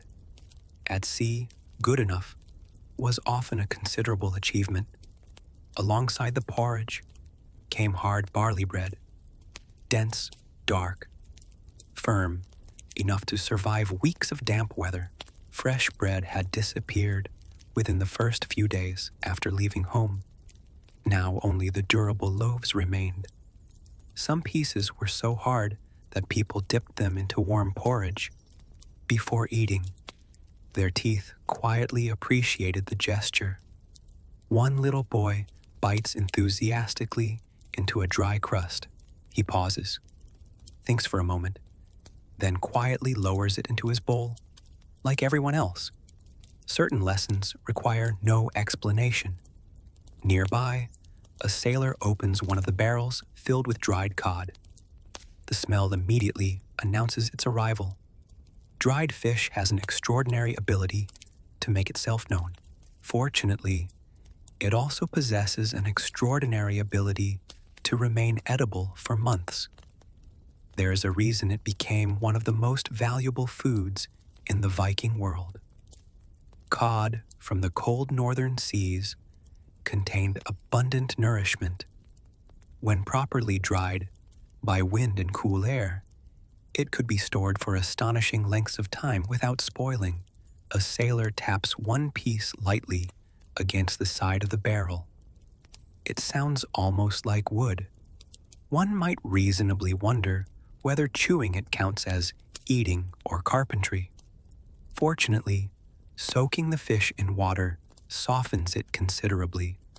Sometimes it is added directly to hot porridge. Other times, it is eaten separately. Either way, nobody expects culinary excitement. Survival is today's chef. Later in the morning, smoked lamb is carefully divided among several families. Only small portions. Meat is precious. The smoke from weeks of slow curing has given it a rich, deep flavor. One thin slice transforms an otherwise simple meal into something memorable. The settlers chew slowly. They know exactly how much work every bite represents.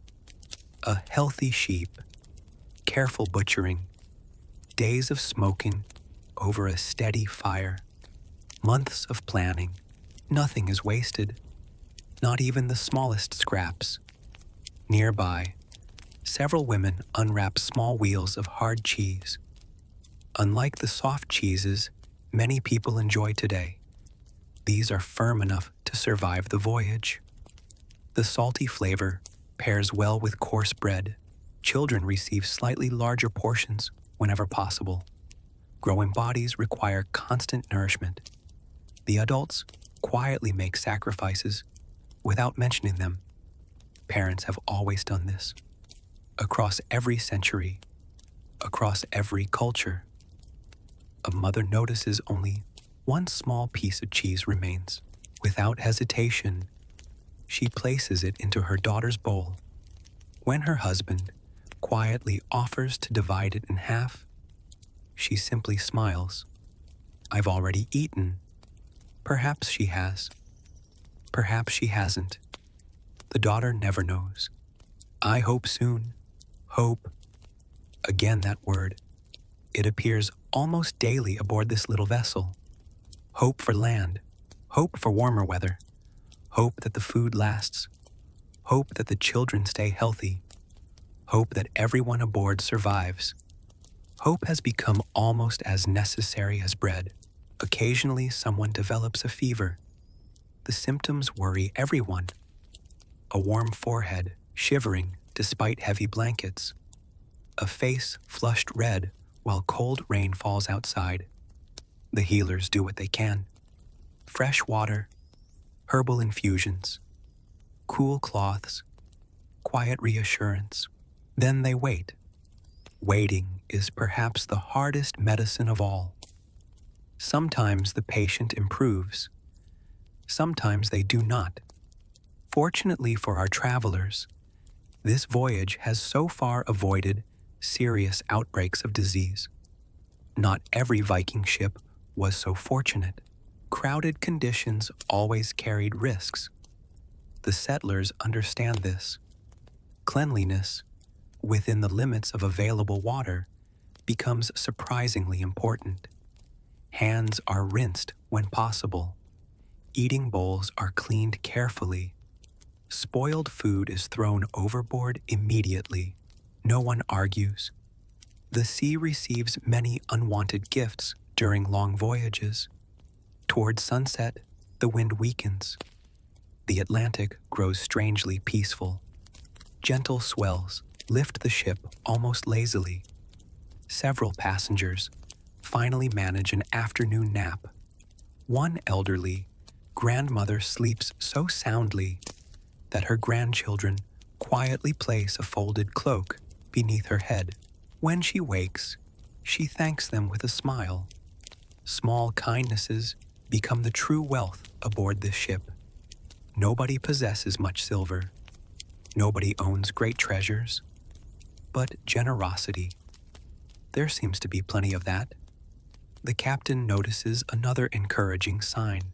Several passengers who had been terribly seasick during the first week now move confidently across the deck. Their bodies have finally accepted the sea's endless rhythm. One young woman even laughs while balancing a bucket through the rolling waves. A sailor nods approvingly. "You're becoming one of us," she grins. "I'd rather become someone standing on dry land." An entirely reasonable ambition. As darkness settles over the Atlantic once more, families gather beneath wool blankets. The stars slowly emerge overhead. Someone begins humming an old Norse lullaby. No one joins in. Not because they dislike the song, because everyone is quietly listening. The melody drifts across the deck, soft, gentle, almost blending with the sound of waves brushing against the hull. For a few peaceful minutes, illness feels farther away. Exhaustion eases. Fear grows smaller. Music has always possessed that remarkable gift. It reminds tired people that they remain human. Tomorrow, their aching muscles will still protest. Someone will probably become seasick again. Another rope will need repairing. Another meal will be cooked. The journey will continue. But tonight they have survived another day. Sometimes survival is enough. Sometimes that is the greatest victory available. As the ship glides westward, beneath a sky overflowing with stars, every weary passenger carries the same quiet wish into sleep. May tomorrow bring good winds. And if the sea is feeling especially generous, perhaps just a little less nausea. In our next chapter, we'll discover how Viking navigators cross the seemingly endless North Atlantic without compasses or modern maps, guided by the sun, stars, winds, waves, seabirds, and generations of accumulated knowledge. They accomplished one of the most extraordinary feats of navigation in medieval history. Part 12. Navigating without modern instruments. Several mornings have passed since the great storm. The settlers have slowly settled into the strange rhythm of life at sea. They wake to the sound of creaking timber, eat another bowl of barley porridge, check the animals, tighten a few ropes, and spend long hours staring at a horizon that never seems to come any closer. One question quietly begins circulating among the passengers. A young mother asks it first.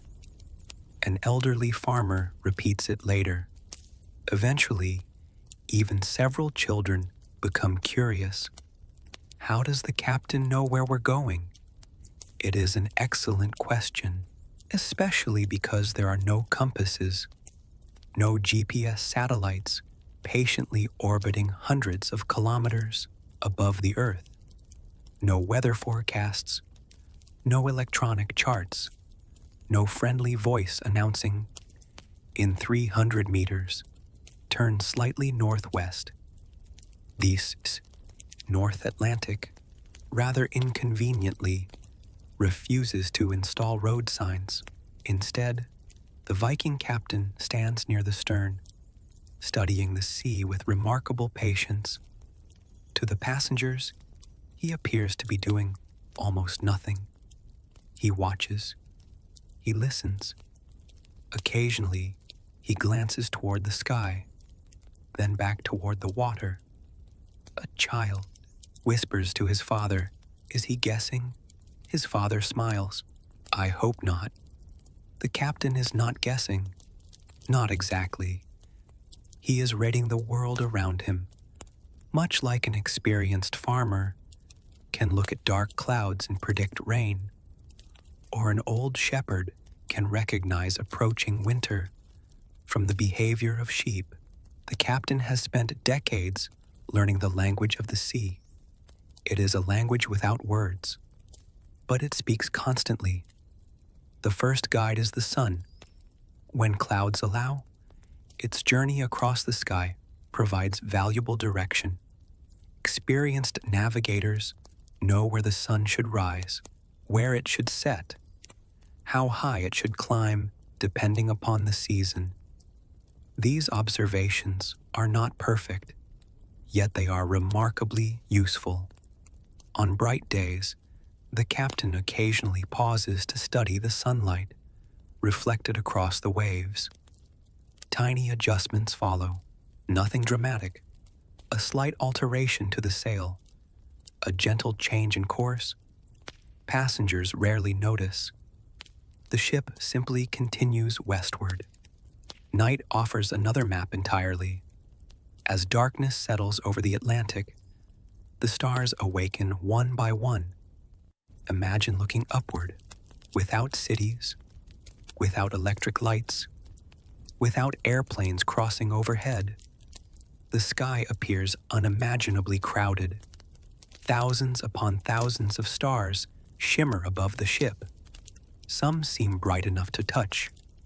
The captain knows many of them as old friends. The North Star remains especially important. Unlike the other stars, it appears almost fixed while the heavens slowly rotate around it. Find the North Star, and you immediately know where north lies. Simple, elegant, remarkably reliable. Provided, of course, the clouds decide to cooperate.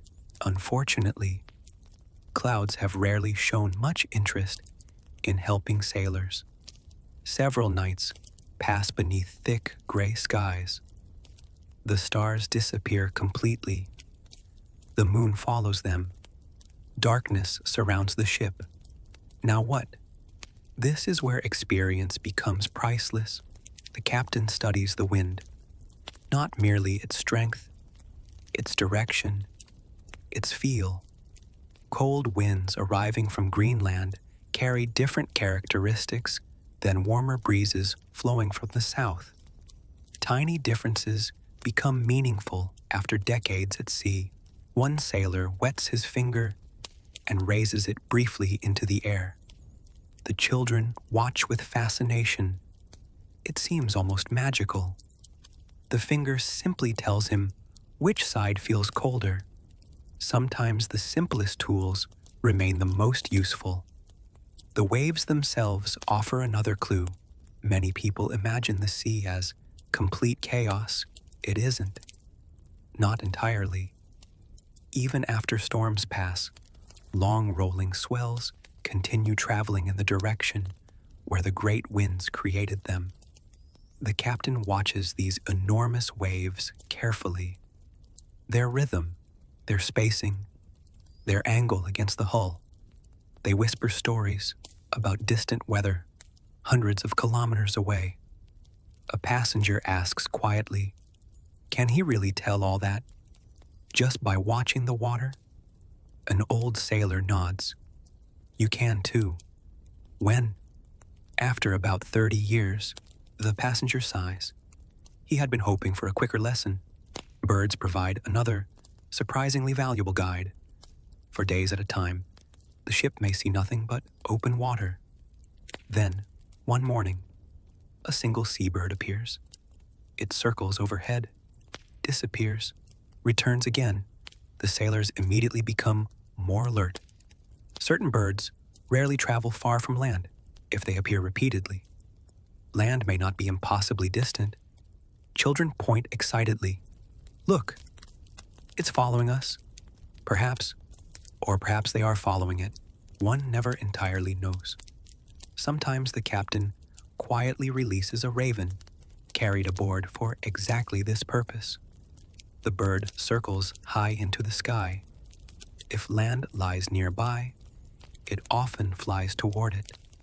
If no land exists within reach, the raven simply returns to the ship. After all, even a clever bird eventually concludes that a floating boat is preferable to drowning. Historians still debate exactly how often Vikings used ravens in navigation. The old stories certainly describe such practices. Whether every voyage relied upon them remains uncertain. Like many things in medieval history, reality probably lies somewhere between legend and routine. The settlers, meanwhile, continue trusting the captain, mostly because the alternative is deeply unappealing. Several passengers gather around him one calm afternoon. One young woman asks, "Have you sailed this way before?" The captain scratches his beard thoughtfully. "Twice." "And did you find Iceland?" "I wouldn't be here if I hadn't." "Fair enough." Another asks, "What if we miss it?" The captain looks across the endless Atlantic. "Then we keep looking." Again, not especially comforting, but wonderfully honest. One evening, thick fog rolls across the sea. The world shrinks dramatically. The horizon vanishes. The sky disappears. The ocean blends seamlessly into pale gray mist. The ship seems to float through nothingness. Passengers speak more quietly. Even footsteps sound strangely muffled. Visibility stretches no farther than a few dozen meters. The captain listens more than he watches. He hears waves striking hidden rocks. No, only open water. He listens to the wind, feels moisture settling upon his face, studies the movement of the swell beneath the hull. Navigation now depends almost entirely upon memory and instinct. Modern sailors would likely consult radar. Vikings consulted experience, hour after hour. The fog eventually lifts. The stars return. A quiet sigh of relief spreads across the deck. One little girl looks upward. There they are, as though the stars had simply wandered away for a short visit. In a way, perhaps they had. Among the cargo rests another object of quiet importance. Not particularly impressive, certainly not magical, simply a carefully remembered collection of sailing knowledge. No parchment map illustrates every mile of ocean. Instead, roots exist inside people's minds, passed from captain to apprentice, from father to son, from old sailors who survived enough voyages to become living libraries. One remembers where whales are commonly seen. Another recalls the color of Icelandic waters. A third knows how distant mountains appear beneath certain evening light. Together, these memories become the map. Knowledge survives because people share it. Late one afternoon, the captain suddenly smiles. It is a tiny smile, barely noticeable, yet the crew immediately understands. Something has changed. The water itself. Its color has shifted ever so slightly. Floating strands of seaweed drift past the hull. Several seabirds now appear every hour instead of every few days. The wind carries a faint smell, unlike the open ocean, earth, cold stone, perhaps even distant vegetation. No passenger notices. Not yet. The sailors do. One whispers quietly, "We're getting closer." No cheers erupt. No celebrations begin. The Atlantic has fooled hopeful travelers before. Still, hope returns. Not loud hope, careful hope, the kind earned through patient observation rather than wishful thinking. That evening, as another brillianter sunset paints the western sky in shades of gold and crimson, the settlers once again watch the captain standing quietly beside the steering oar. To them, he appears almost motionless, yet every glance toward the waves, every look at the clouds, every study of the stars brings them a little closer to the unknown shore they have risked everything to reach. It is an extraordinary thought. Entire families, ships full of animals, barrels of food, generations of dreams, all depending upon one person's ability to read sunlight, seabirds, ocean swells, and the silent language of the natural world. Not bad for someone traveling without so much as a compass. In our next chapter, the passengers will begin spotting unmistakable signs that land is finally drawing near. Floating driftwood, flocks of seabirds, whales, colder currents, and the first distant outlines of volcanic mountains will transform cautious hope into growing excitement as the long, miserable voyage slowly approaches its end. Part 13. Children. Growing up on the voyage by now, the adults have stopped counting the days quite so carefully. Somewhere beyond the endless horizon, Scandinavia has become only a memory. Ahead, the promised land still refuses to reveal itself. Between those two worlds floats a single wooden ship, carrying dozens of ordinary people who have begun to realize that life at sea is no longer an interruption. For the moment, it is simply life. No one adjusts to this strange floating world more quickly than the children. Adults compare every day to the comfortable homes they left behind. Children compare today only with yesterday. And if yesterday involved goats, seabirds, endless water, and an occasional wave splashing across the deck, well, today feels perfectly normal. A little boy wakes before sunrise, not because he is especially responsible. Children rarely volunteer for responsibility before breakfast. Instead, he has heard something. A gull. Its distant cry drifts across the quiet sea. He carefully crawls over. Sleeping adults, trying very hard not to step on anyone. He succeeds. Mostly, one elderly sailor opens a single eye as the boy accidentally places a foot on his cloak. Off to conquer the Atlantic, the boy grins. I'm going to see the birds. A much safer plan. The sailor closes his eyes again. Morning, aboard the ship, belongs to the children almost as much as the crew. While adults begin checking ropes, counting food supplies, and preparing another pot of barley porridge, the younger passengers find ways to turn an overcrowded deck into an entire world. One little girl lines up smooth pebbles collected before leaving Norway.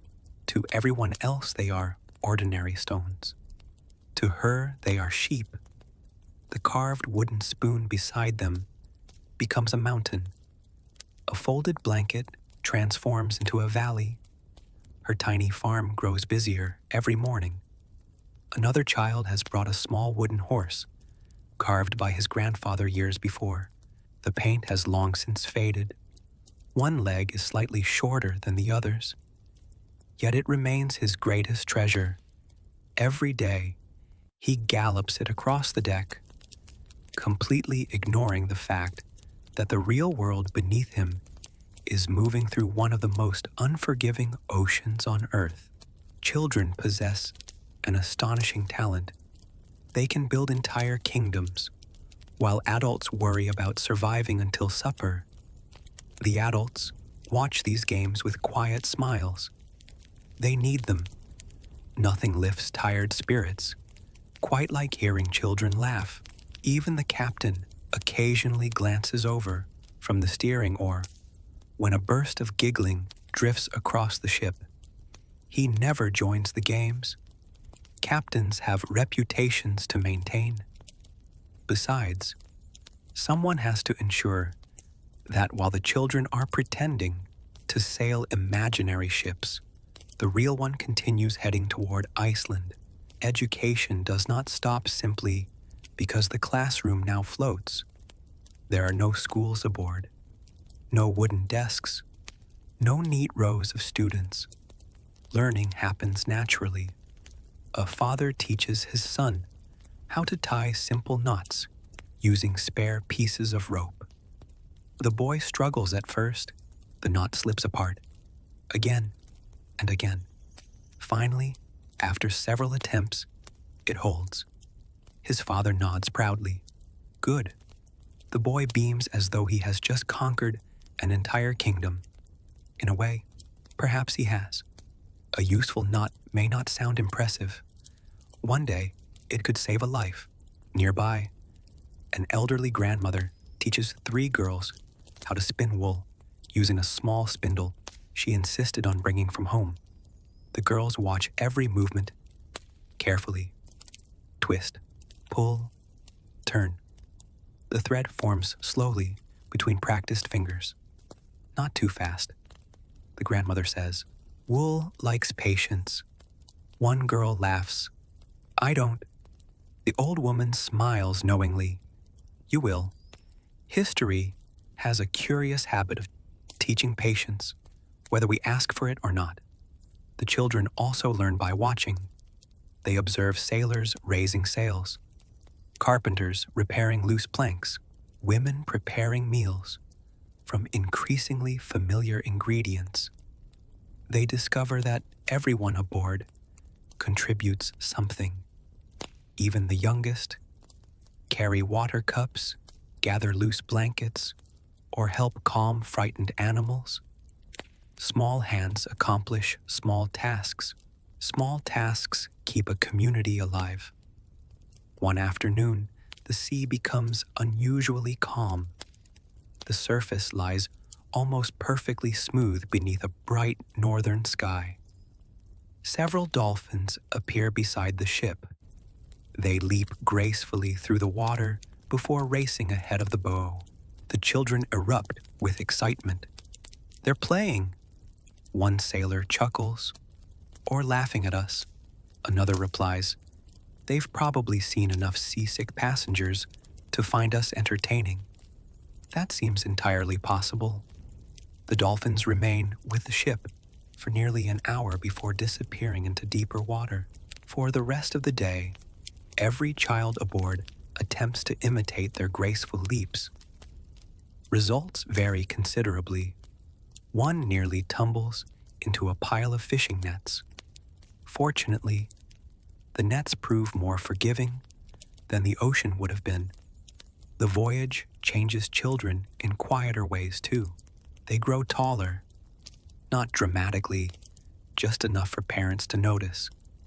A pair of boots that fit perfectly before departure now feels strangely tight One mother sighs, "We'll have to make new ones." Her husband laughs softly, "Let's find land first, a sensible priority." Hair grows longer, faces become lightly tanned by the northern sun. Tiny hands develop calluses from helping with ropes and wooden buckets. Without anyone planning it, childhood itself continues. The sea cannot stop time. Even on difficult days, curiosity survives. One evening, a little girl points toward the sky. "Why do the stars move?" Her father thinks carefully. "I think." He pauses, then smiles. "Let's ask the captain." The captain studies the sky for a long moment before answering in words simple enough for children to understand. "The stars move because the world is much bigger than we are." The girl nods thoughtfully, satisfied. Children rarely require complicated explanations. Sometimes wonder is enough. Of course, not every day is cheerful. There are moments of homesickness. One boy quietly cries after dreaming about his grandfather. He wakes, expecting to hear familiar chickens scratching outside the family farmhouse. Instead, he hears waves. Nothing but waves. His mother pulls him close. "I miss him too." No elaborate speech follows, just shared silence. Sometimes comfort lives inside quiet company rather than clever words. The children invent new games inspired by the voyage itself. One pretends to be captain. Another becomes a whale. Someone else insists on being the wind. Arguments occasionally break out over who gets to steer the imaginary ship. Remarkably, the imaginary captain faces almost as many complaints as the real one. Leadership, it seems, has never been especially peaceful. The animals become trusted companions. Several sheep tolerate endless petting with remarkable patience. The family dog sleeps beside whichever child appears saddest that evening. Even one stubborn old goat develops an unexpected friendship with a curious little girl who insists he simply needs someone to talk to. The goat offers thoughtful chewing in response, which, to be fair, is about as much conversation as one can reasonably expect from a goat. Nighttime remains magical. Wrapped beneath thick wool blankets, children gaze upward at skies overflowing with stars. Without smoke from villages or light from towns, the heavens appear endless. One grandmother points toward the North Star. "My father showed me that star." She smiles softly. "Now I'm showing you." Knowledge travels through generations, much like the settlers themselves. Patiently, quietly, one person at a time. As the voyage continues, something remarkable becomes clear. The adults think constantly about the home they left behind. The children are already beginning to imagine the home that does not yet exist. To them, Iceland is not a place of uncertainty. It is simply where tomorrow lives. Perhaps that is why children have always been so important to great migrations. They carry hope more naturally than adults. Where older people see everything they have lost, children often see only everything they might discover. And so the little ship sails onward across the vast Atlantic. Above, the gulls circle. Below, the waves rise and fall. On deck, children laugh, learn, argue, grow, and dream, almost forgetting that they are crossing one of the most dangerous oceans in medieval Europe. Almost. Because the Atlantic has one final lesson before the journey ends. Soon, the first unmistakable signs of land will appear. And when they do, it may be the children who spot them first. In our next chapter, We'll watch as drifting logs, growing flocks of seabirds, colder waters, and distant whales begin announcing that the settlers are no longer alone in the endless ocean. Somewhere beyond the horizon, a new world is quietly waiting to reveal itself. Part 14. Women Keeping Daily Life Together.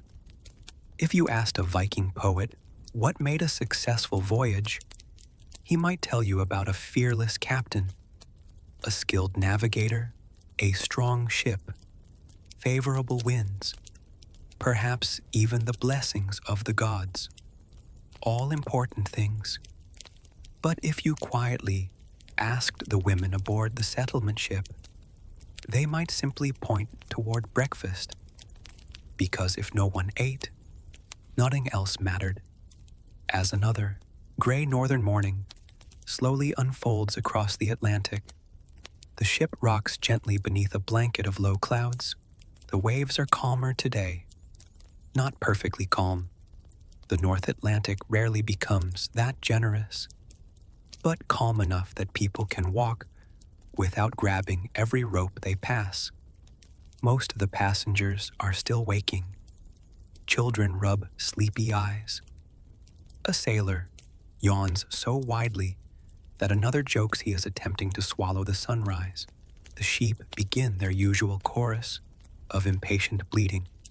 The chickens continue their lifelong campaign against happiness.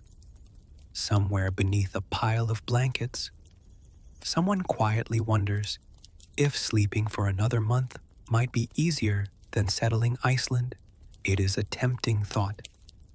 Unfortunately, the porridge will not cook itself. Long before many of the others have fully awakened, several women are already working, not because anyone has ordered them to, not because history demanded it in some dramatic fashion, simply because families cannot survive without ordinary work. The great migrations of history are often remembered through battles, kings, and famous explorers. Less often do people remember the hands that prepared every meal, mended every cloak, comforted every frightened child, and quietly solved 100 small problems before anyone else even noticed them. Those hands mattered just as much, perhaps more. A young mother kneels beside the cooking fire. The iron pot sways gently with the motion of the ship. She has learned exactly when to stir the barley, so it doesn't spill. Not too early, not too late. The sea has become another cook in the kitchen, an occasionally unhelpful one. Across from her, an older woman unwraps a bundle of dried herbs. She crushes a few leaves between her fingers before adding them to the morning broth. Not enough to transform it into a feast, just enough to make another ordinary meal feel slightly less ordinary. Sometimes comfort comes from tiny improvements, not miracles. Nearby, two sisters carefully inspect several wool blankets that became soaked during the previous night's mist. They hang them wherever the weak morning sun reaches the deck. Every dry blanket may become essential before evening. Nothing remains neglected for long. One woman notices a loose stitch in her husband's cloak. She repairs it before he even realizes it needs repairing. Another quietly patches a child's boot with scraps of leather, saved from weeks earlier. Tiny repairs prevent much larger disasters. A leaking shoe today becomes frost-bitten feet tomorrow. History often celebrates dramatic moments. Daily life survives because someone remembers to fix the boot. The women aboard the ship also become the unofficial keepers of supplies. One knows exactly how much butter remains. Another remembers which barrel contains the cleanest drinking water. Someone else quietly notices that one sack of barley has begun absorbing moisture. Before mold can spread, the grain is moved into a drier place. No announcement is made, no applause follows. The problem simply disappears. Good organization rarely receives songs written about it, yet entire communities depend upon it. Children drift naturally toward these busy corners of the ship. A little girl sits beside her mother, carefully sorting smooth pebbles into neat little piles. She believes she is helping. Perhaps she is. At the very least, she is learning. Nearby, an older boy carries empty bowls back after breakfast. One bowl slips from his hands. It tumbles across the deck before coming to rest against a barrel. He freezes, certain he has ruined everything. His grandmother picks it up, examines it carefully. No crack, she smiles. Looks like the bowl survived your adventure. The boy laughs with relief. Children remember these moments, not because of the bowl, because of the kindness. As the hours pass, the women continue weaving the invisible thread that may hold the little community together. One settles a disagreement between two children over a carved wooden horse. Another quietly separates two goats that have developed an astonishing disagreement over absolutely nothing. Anyone familiar with goats will recognize this as entirely believable. One elderly widow notices a young woman staring silently toward the eastern horizon, toward home. Without asking questions, she simply sits beside her. For several minutes, neither speaks. Eventually, the younger woman whispers, "I keep wondering what they're doing today." The older woman nods. "They're wondering about you." No grand speech, just one gentle sentence. Sometimes that is enough. As midday approaches, several women gather around a pile of wool. The voyage has not stopped spinning, weaving, or sewing. Clothing continues wearing out. Children continue growing. Mittens disappear with remarkable efficiency. One suspects mittens have been quietly escaping from families throughout all of human history. The spinning spindle turns steadily. Twist, pull, turn, twist again. The rhythm almost matches the movement of the waves. Several younger girls watch carefully. They are not attending a formal lesson. No one announces, "Class begins now." Instead, knowledge flows naturally through observation. A mistake is corrected gently. A better technique demonstrated. Generations of experience pass from one pair of hands to another. The Atlantic Ocean may separate them from home. It cannot interrupt learning. The afternoon brings another challenge. One of the children develops a mild fever. Nothing severe, at least not yet. His cheeks feel warm. His eyes look tired. Immediately, the women organize themselves without discussion. One prepares cool cloths. Another warms broth. Someone else searches through carefully wrapped herbs collected before departure. The boy's mother remains beside him. No one tells her she is overreacting. No one suggests she simply wait. The entire community quietly helps. That is how people survived. Not through individual strength, through shared responsibility. While the men repair a loose section of rigging after a sudden gust of wind, the women continue maintaining another kind of structure, not made of oak, not held together by iron rivets, but every bit as important. Trust, routine, kindness. A place where frightened children still feel safe despite the endless sea surrounding them. Late in the afternoon, the clouds finally part. Warm sunlight pours across the deck, blankets dry. children chase one another carefully between the cargo. Even the older passengers seem lighter somehow. One woman laughs as a stubborn chicken somehow escapes its basket for the third time that week. It clearly believes it's the captain a nearby sailor overhears. If it starts giving orders, he glances toward the bird. I'm asking for better weather. The women laugh softly, not loudly, just enough to remind themselves that joy still has room aboard this crowded ship. As evening approaches, supper is prepared. The familiar smells of barley, smoked fish, and herbs drift gently through the cool air. Families gather together. Bowls are passed from hand to hand. The youngest are served first. The oldest often insist they are not very hungry. Whether that is true or not, no one argues.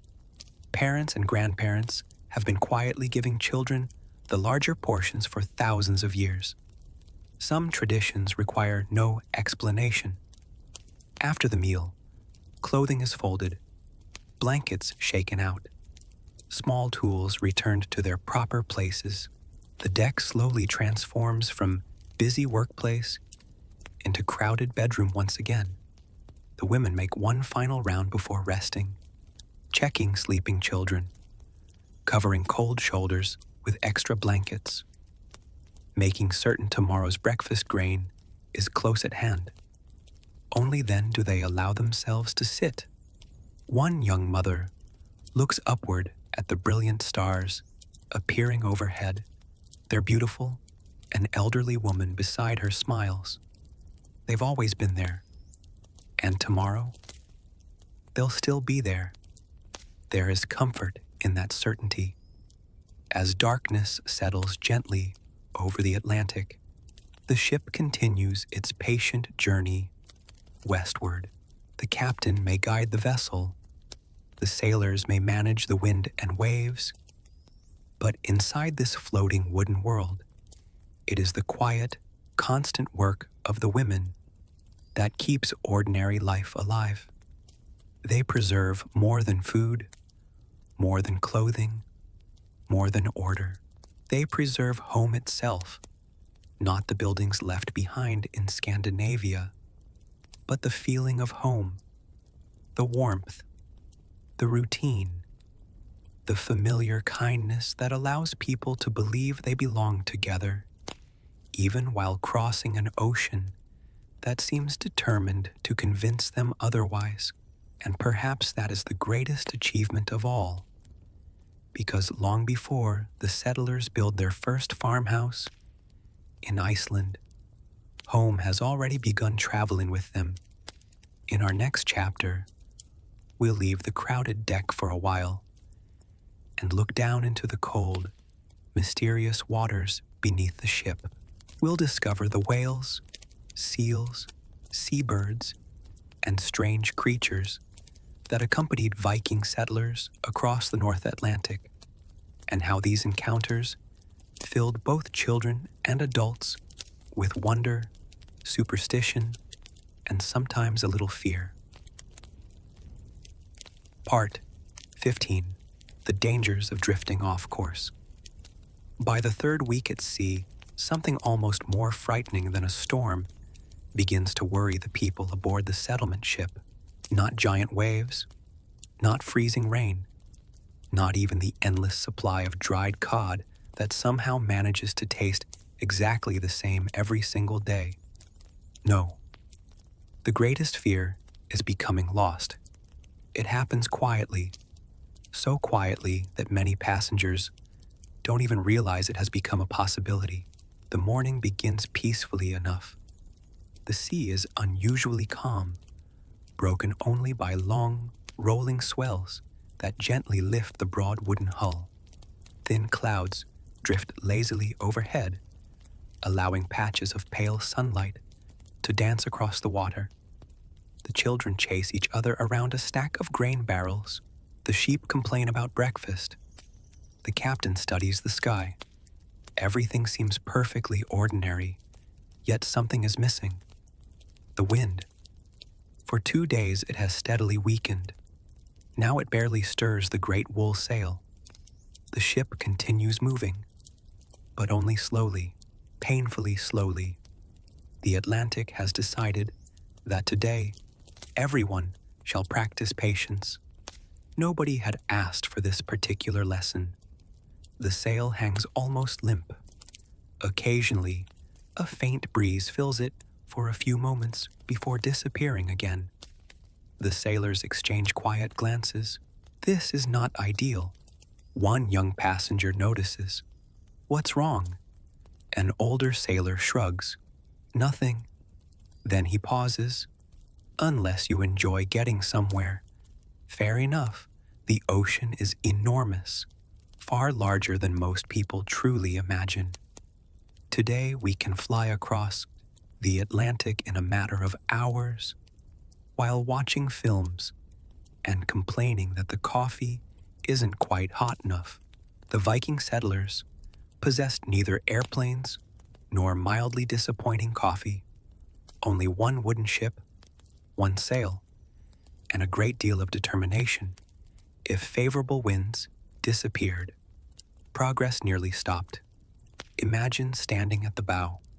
Turn in every direction. The horizon forms a perfect circle around you. There are no landmarks, no islands, no passing merchant ships, no smoke rising from distant villages. Nothing. Simply water, stretching endlessly beneath an enormous northern sky. It is strangely beautiful and deeply unsettling. One little girl quietly asks her father, "How do we know we're still going the right way?" He looks toward the captain. "So long as he knows." He doesn't finish the sentence. He doesn't need to. The captain walks slowly to the stern. His weathered hands rest upon the great steering oar. He studies the sea, then the clouds, then the faint movement of the sail. He appears remarkably calm. Inside, perhaps he is calculating 100 possibilities. Experienced navigators understood a troubling truth. Even if you sailed perfectly yesterday, today's wind might quietly push you dozens of kilometers off course. A small mistake repeated day after day could eventually carry a ship hundreds of kilometers away from its intended destination. And out here, hundreds of kilometers might as well be another world. There are no helpful signs reading. Warning: Iceland is now behind you. History, unfortunately, never installed such conveniences.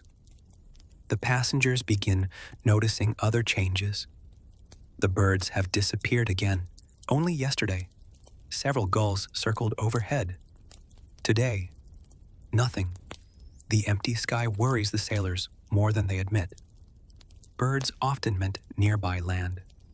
No birds could mean open ocean once more. The captain says nothing. Silence has its own purpose. Panic never improves navigation. By afternoon, a thin fog begins creeping across the water. At first it seems harmless, soft, almost beautiful. The distant horizon fades, then disappears entirely. Soon the world shrinks until the passengers can barely see the length of their own ship. Children stop playing. Even the animals become quieter. Sound changes inside fog. Voices seem strangely muffled. The steady splash of waves against the hull becomes louder. Every creak of timber feels closer. The settlers are floating through a gray world without edges. One elderly woman whispers, "It feels like sailing through a cloud." It does, only much colder. The captain continues watching the swell beneath the ship. The fog hides the sky. The stars are useless. The sun has vanished. Now the waves themselves become his compass. They continue arriving from the northwest. Long, slow, steady. He adjusts the steering oar ever so slightly. Nobody notices except the crew. One sailor wets his finger. Another watches the drifting mist. Tiny observations. Tiny corrections. Together they keep the voyage alive. Several hours pass. The fog refuses to leave. One nervous passenger quietly asks, "What if we've already missed Iceland?" The captain smiles. "We haven't." "How can you be sure?" "I can't." The honesty surprises everyone. Then he continues, "But worrying won't move the ship. That, unfortunately, is also true." Evening approaches. The fog finally begins lifting, not quickly, patiently. The first patch of blue appears overhead, then another. Soon the stars emerge once again. A collective sigh spreads across the deck. The heavens feel almost like old friends returning from a long journey. The North Star shines steadily above the northern horizon. The captain nods almost imperceptibly. There you are. He had known it would return. Still, seeing it again feels reassuring. Not every danger comes from weather. Ocean currents quietly push against the hull. Day after day, most passengers never notice. The captain always does. Cold currents flowing south from Greenland carry enormous volumes of water. Warmer currents arrive from farther south. Where they meet, the sea behaves differently. The color changes. The temperature shifts. Even floating seaweed drifts along unfamiliar paths. A careless navigator might unknowingly follow the wrong current. The ocean rarely announces such mistakes. It simply allows them to grow larger. One afternoon, the crew spots driftwood floating nearby. The settlers gather along the side of the ship. A massive tree trunk bobs gently with the waves. Several children stare in amazement. There aren't trees out here. Exactly. The log has traveled from somewhere else. Perhaps Norway. Perhaps Iceland. Perhaps Greenland. The sea carries stories as well as ships. The captain studies it carefully, not because he wishes to collect firewood, though admittedly, free firewood is rarely unwelcome. Instead, drifting timber hints at nearby currents. Another clue, another quiet conversation with the Atlantic. Late that evening, a flock of seabirds suddenly appears. Dozens of them. They fly low across the waves before vanishing into the west. The crew immediately grows more alert. The passengers notice.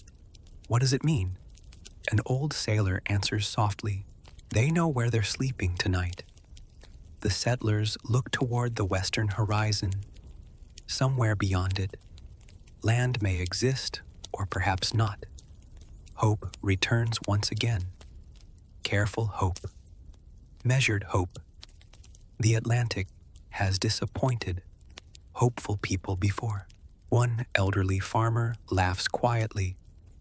"I've never been so excited to see birds." His wife smiles. "A few weeks ago, you were complaining they kept waking you before sunrise." I've reconsidered my position. Distance has a remarkable way of improving one's opinion of gulls. The captain spends nearly the entire night awake. He checks the stars repeatedly, feels the changing wind against his face, listens to the waves striking the hull. Every decision matters. Every mile matters. One mistake now could carry dozens of families far from the destination they have sacrificed everything to reach.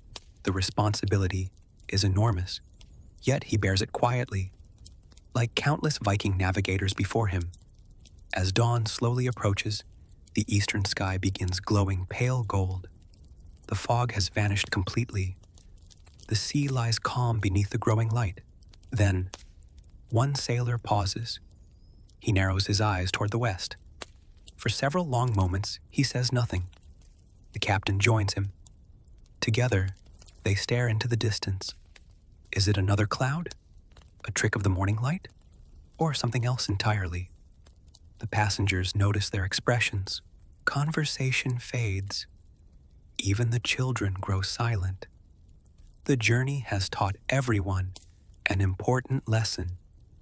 Experienced sailors do not stare at nothing. Perhaps, just perhaps, the endless ocean is finally about to end. In our next chapter, we'll experience one of the most emotional moments of the entire voyage, as the first distant mountains of Iceland slowly emerge from the morning mist. After weeks of fear, exhaustion, storms, and uncertainty, the settlers will finally lay eyes upon the rugged volcanic island that they hope will become their new home. Part 16. Reaching Iceland's volcanic shores just before sunrise, when the sea is at its quietest and the sky cannot quite decide whether it belongs to night or morning. One of the sailors stops rowing, not because he is tired. Everyone is tired. He simply freezes. His eyes remain fixed on the western horizon. For several long moments, he says absolutely nothing. The passengers continue their ordinary routines. A mother wraps another blanket around her sleeping child. An elderly farmer rubs warmth back into his stiff hands. A goat, entirely unaware that history is about to happen, continues chewing a length of rope with quiet determination. Then the sailor quietly speaks. Land. Only one word.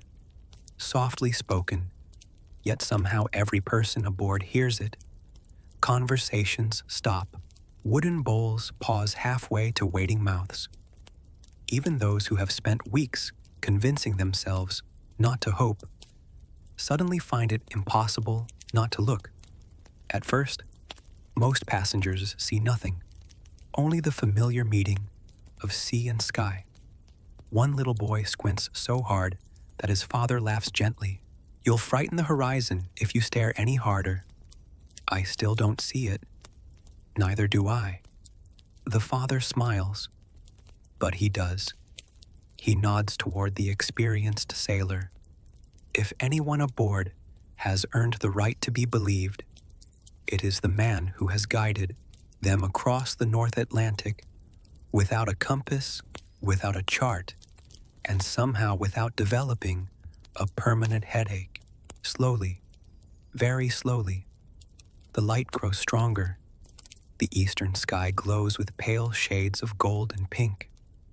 The western horizon begins revealing shapes that darkness had carefully hidden all night. At first they resemble clouds, dark, low, motionless. Then something changes. Clouds drift. These shapes do not. The captain smiles. Not a broad smile, just the quiet expression of a man whose calculations have finally been rewarded. Iceland. The word travels through the ship almost like a prayer. Iceland. Several passengers repeat it softly, testing the sound, making certain it is real. After weeks of nothing but water, there is finally something solid again. One elderly woman quietly wipes tears from her cheeks. She is not crying because the journey is over. It isn't. She is crying because she has finally stopped wondering whether it ever would be. As the morning grows brighter, the island slowly rises from the sea. The settlers had imagined many things: rolling green hills, dense forests, gentle farmland, waiting patiently for new owners. Reality has other plans. The coastline appears dark, jagged, wild. Towering cliffs rise directly from the ocean. Black volcanic rock stretches toward distant mountains, capped with patches of snow. Steam drifts faintly upward from somewhere inland. One young passenger whispers, "It looks like the edge of the world." In many ways, it does. Iceland is unlike anything most of these settlers have ever seen. Unlike Norway, where forests cloak the valleys, much of Iceland is shaped by fire and ice working together over countless centuries. Volcanoes built the island, glaciers carved it. The result is breathtaking and just a little intimidating. The children, of course, think it looks magnificent. One little girl points excitedly toward a waterfall cascading down a distant cliff. Another insists she has already spotted a giant. Her older brother looks carefully. "It's just a rock." She folds her arms. That's exactly what a giant would want you to think. A surprisingly difficult argument to defeat. The closer the ship sails, the more details emerge. Seabirds circle in enormous numbers. Puffins dart across the water. Fulmars glide effortlessly on the morning wind. The noise is astonishing after weeks of open ocean. Thousands upon thousands of birds fill the air. Their cries echo from the cliffs. To the settlers, the sound is beautiful. Birds mean life. Life means possibility. The smell changes too. For weeks, the air has carried little, besides salt and damp wool. Now another scent arrives. Earth, cold stone, seaweed drying along the shore. Faint traces of moss carried on the breeze. One elderly farmer closes his eyes and inhales deeply. "I forgot what land smells like." His wife smiles. "I don't think I ever did." The crew lowers the sail slightly as they approach the unfamiliar coast. Everyone aboard understands that reaching Iceland is only half the challenge. Landing safely is another matter entirely. The shoreline is beautiful. It is also dangerous. Hidden rocks wait beneath the waves. Strong currents swirl around narrow inlets. Powerful surf crashes against black volcanic beaches. The captain studies every movement of the water. He is in no hurry. After surviving weeks at sea, it would be deeply embarrassing to lose the ship within sight of shore. The Atlantic has an unfortunate sense of humor. A pair of seals lift curious heads above the water. They watch the approaching vessel with calm interest before disappearing beneath the waves. Several children wave enthusiastically. The seals, maintaining professional standards, decline to wave back. One sailor laughs softly. They've probably seen stranger visitors. Perhaps they have. This island has been quietly watching the ocean for thousands of years. Human arrivals are only brief interruptions in its much longer story. As they round a rocky headland, a broad bay opens before them. The water suddenly becomes calmer. Mountains surround the inlet like silent guardians. Small patches of green appear among fields of black lava. Thin streams sparkle in the morning sunlight. It is not an easy land, but it is a beautiful one. The passengers stand silently. Nobody rushes to speak.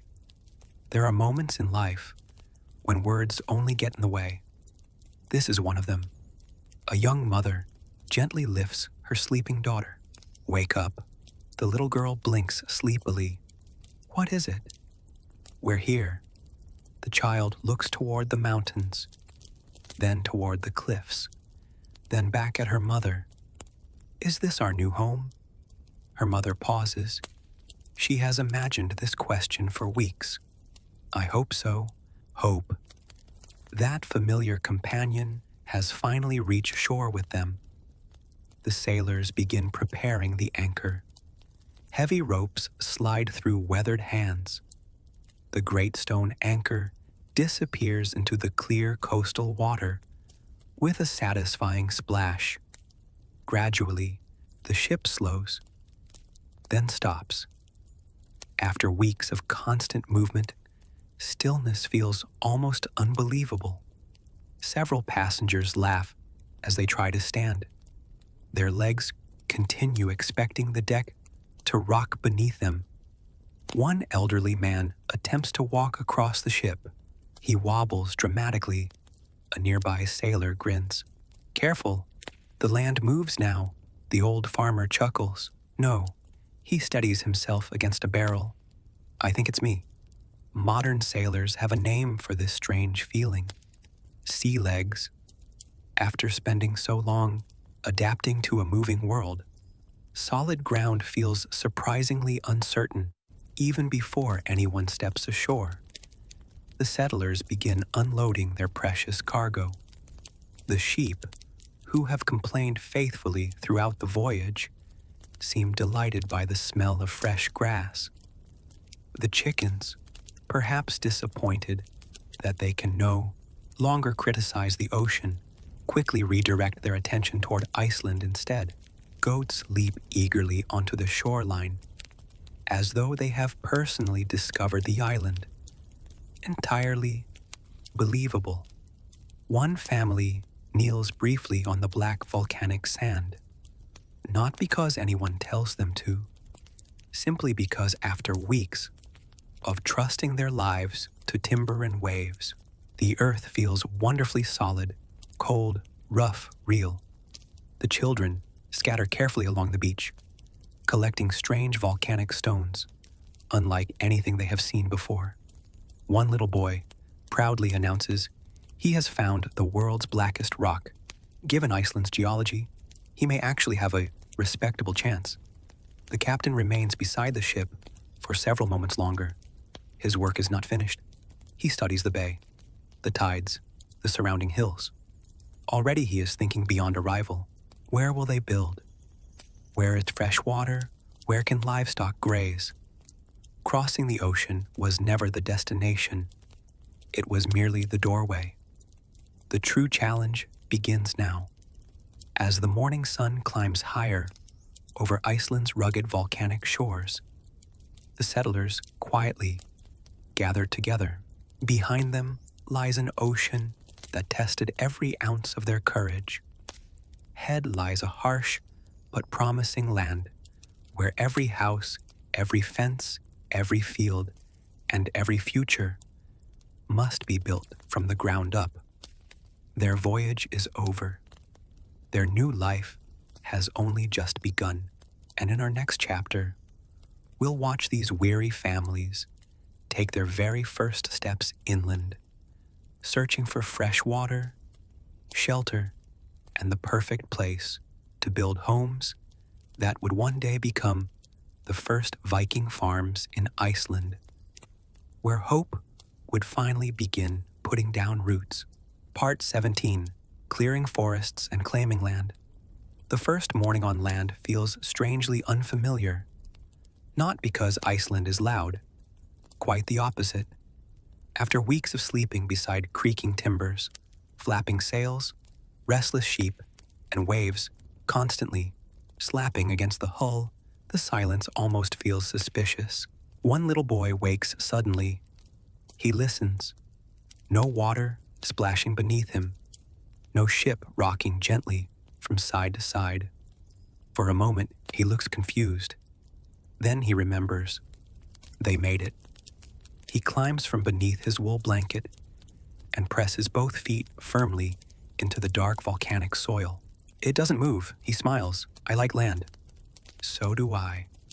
Around them, the settlement slowly comes to life. Thin wisps of smoke begin rising from the temporary cooking fires. The sheep are already investigating every nearby patch of grass with professional enthusiasm. The chickens seem delighted to discover an entirely new island full of things to complain about. The goats. Well, the goats have already wandered somewhere they probably shouldn't. Some traditions begin immediately. The captain gathers the adults shortly after sunrise. The long voyage has ended. The much harder work begins today. Unlike their dramatic crossing of the Atlantic, the first days in Iceland are filled with ordinary decisions. Where should houses stand? Where is fresh water? Which valley offers the best shelter from winter storms? Can the animals survive here? Are there enough grasses for hay? Questions. Hundreds of questions. History often remembers the explorers. Less often does it remember the endless planning that followed.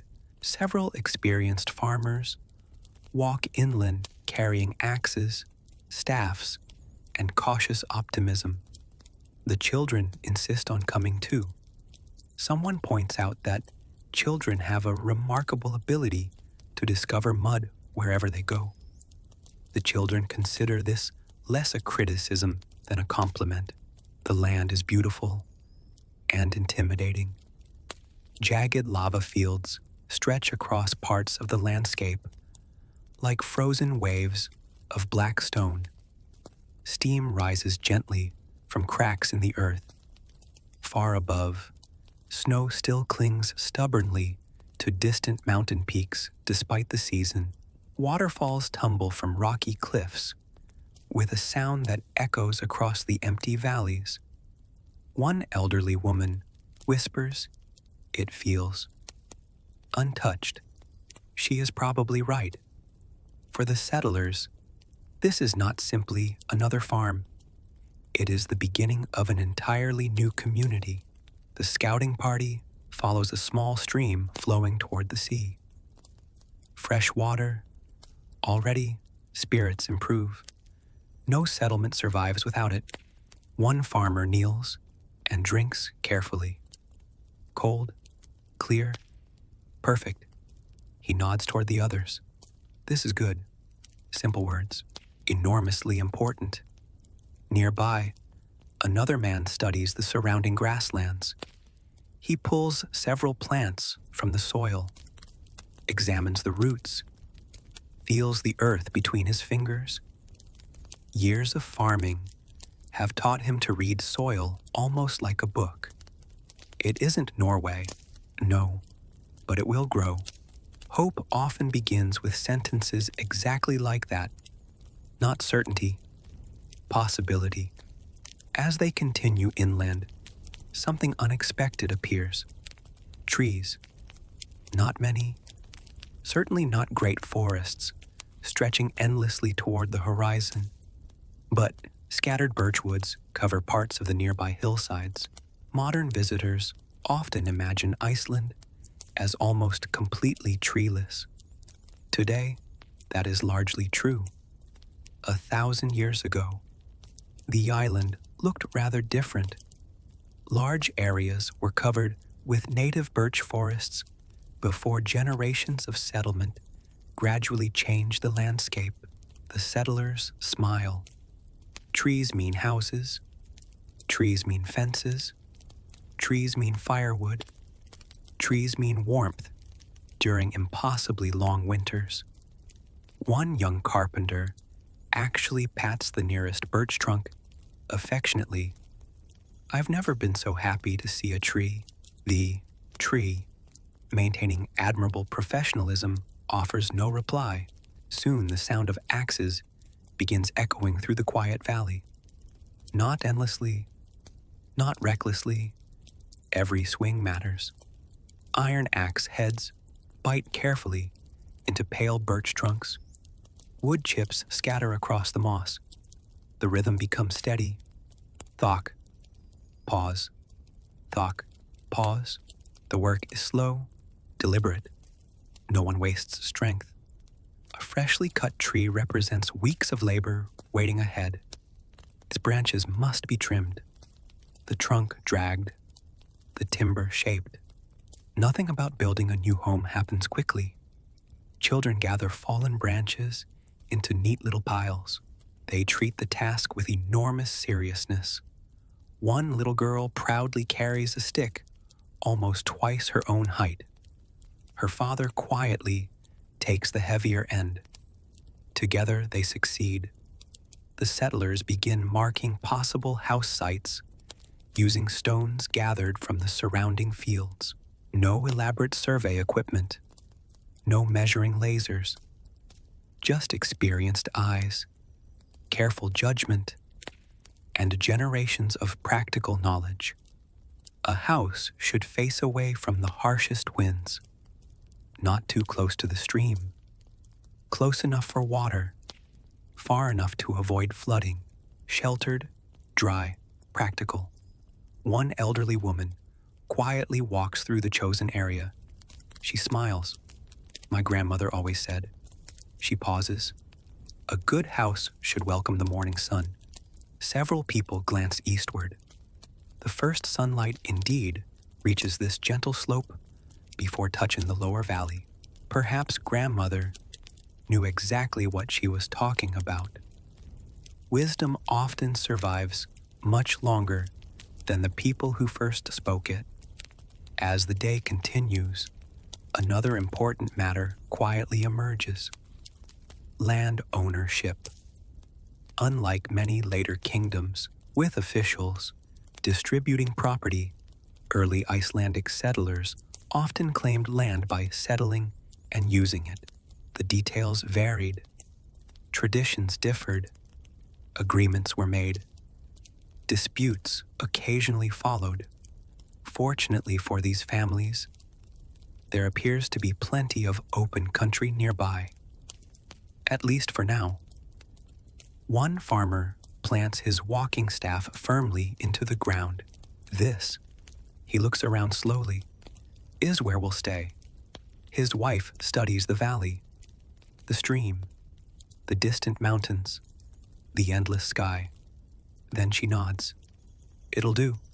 Not exactly a speech worthy of immortal poetry, yet it captures something wonderfully practical about Viking settlers. They were rarely searching for perfection. They were searching for possibility. By midday, the women begin organizing the temporary camp with remarkable efficiency. Cooking fires move closer to the future homes. Supplies are unpacked, barrels inspected, children assigned simple tasks.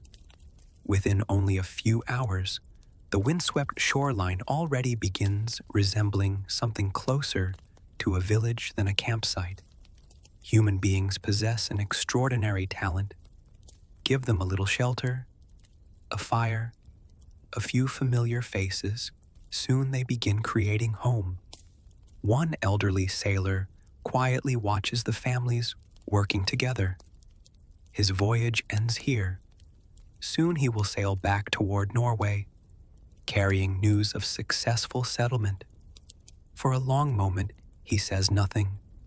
Then one child runs over. Will you come back? The sailor smiles. If the sea allows. A sensible answer. The sea rarely guarantees anything. As afternoon sunlight warms the valley, the settlers pause briefly to eat. The meal is simple. Barley bread, smoked fish, cheese, yet somehow everything tastes better, perhaps because the ground beneath them remains perfectly still. No bowls sliding across the floor, no waves threatening to spill supper into someone's lap. One elderly man takes a bite, chews thoughtfully, then quietly announces, I had forgotten food could stay where you put it. Laughter spreads gently through the camp. Even the captain smiles. The voyage has ended. Its little inconveniences have already become stories. Toward evening, long shadows stretch across the volcanic plain. The newly cleared patches of woodland glow softly beneath the golden light. Children chase one another between stacked logs. Several sheep discover particularly delicious grass. a pair of ravens lands atop a nearby boulder, watching the newcomers with intelligent black eyes. The settlers notice them immediately. In Norse tradition, ravens carried deep symbolic meaning, often associated with wisdom, memory, and the god Odin. One old woman whispers, "A good sign, perhaps," or perhaps the ravens are simply wondering why these strange humans have arrived carrying so many noisy chickens. History rarely records the birds' opinions. As darkness approaches, the settlers gather around their evening fire. Behind them, the ship rests quietly in the sheltered bay. Ahead lies a lifetime of work. Forests to clear, fields to plant, livestock to protect, homes to build. Before the first winter arrives, no one imagines the task will be easy. That is precisely why they came. They did not cross one of the world's harshest oceans, searching for an easy life. They came searching for a life that belonged to them. Tomorrow, the real construction begins. Axes will ring through the valleys from sunrise until dusk. Stone, timber, turf, and determination will slowly become walls, roofs, and hearths. And in our next chapter, we'll watch these Viking settlers build their very first Icelandic longhouses. Warm, smoky homes designed to survive fierce northern winters, where entire families would eat, sleep, work, and dream together beneath one remarkable roof. Part 18, Building the First Turf. Houses a week has passed since the settlers first stepped onto Iceland's black volcanic shore. Already, the little camp has begun to change. The piles of cargo are smaller. The animals have settled into rough grazing grounds. Paths have appeared where none existed before, worn into the earth by dozens of busy feet carrying timber, water, and stones from one place to another. It is still not a village, not yet, but it is beginning to look like one. The excitement of arrival has quietly faded. Now comes the part that fills most of human history. Work, endless, ordinary, back-aching work. Because reaching Iceland was never the true challenge. Staying alive through the first winter, that is another matter entirely. The morning air carries the sharp scent of damp grass and volcanic soil. Mist clings to the valley floor, while sunlight slowly creeps over the distant hills. A raven lands on a nearby birch stump, tilts its head, and watches the newcomers with obvious curiosity. One little boy notices, "I think he's inspecting us." His grandfather nods, "I hope we pass." The raven offers no opinion. Perhaps he is waiting to see the quality of the construction before making his judgment. A fair approach. The settlers have chosen the sites for their homes. Carefully, each building faces away from the strongest winter winds. Each sits slightly above the nearest stream to avoid flooding during spring thaws. The houses are close enough for neighbors to help one another, yet far enough apart that wandering sheep cannot accidentally eat everyone's vegetables in a single afternoon. Experience has taught them these small lessons. Most Viking homes in Iceland would not be built entirely from wood. That surprises many people today. When people imagine Viking houses, they often picture sturdy log cabins surrounded by towering forests. Norway certainly offered plenty of timber. Iceland, not nearly as much. The settlers quickly realized that every tree is valuable. Large beams must be used wisely. Fortunately, The island provides another remarkable building material, the earth itself. A woman kneels beside a grassy hillside, cutting thick rectangular blocks from the ground with an iron turf spade. Each piece includes grass, roots, and densely packed soil beneath. They resemble enormous bricks covered in living green, heavy, surprisingly strong, perfect for walls. Children stare in fascination. One little girl whispers, "We're building a house out of the hill." In a way, she is exactly right. Soon dozens of settlers are working together. Some cut turf, others haul timber, several gather stones from nearby lava fields. The sound of axes echoes gently through the valley. Shovels scrape against soil. Voices rise and fall. No one rushes. There is too much work for haste. One elderly farmer carefully marks the outline of the first longhouse using wooden stakes. It should be longer. His son measures the distance with steady steps. "We'll need room for everyone." The older man nods. "And the animals?" Modern homes generally prefer keeping livestock outside. The Vikings often had different ideas. Part of the longhouse would shelter valuable animals during the harshest winter nights, not because anyone particularly enjoyed sleeping beside sheep, although after weeks aboard the ship, the smell probably felt almost familiar. Warm animals helped heat the building. Heat, during an Icelandic winter, was worth tolerating a great many inconveniences. The foundation comes first. Flat stones are laid carefully across the uneven ground. There is no cement, no concrete mixers, only patient hands choosing one rock after another until they fit securely together. A young man lifts a particularly heavy stone. It slips. He lands squarely in the mud. Silence follows. Then someone coughs politely. His sister smiles. "I think the ground wanted that one back." Even the young man laughs. It is difficult to remain embarrassed when everyone else is already covered in dirt. Above the stone foundation, the turf walls begin to rise. Each thick block is placed like a giant green brick, slightly overlapping the one below it. The roots intertwine naturally, helping hold everything together.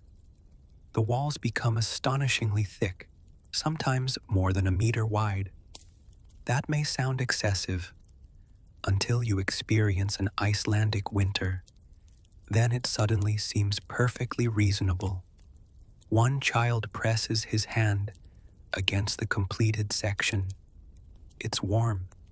His mother smiles. It will keep us warm.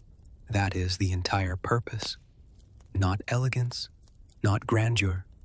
Warmth, survival.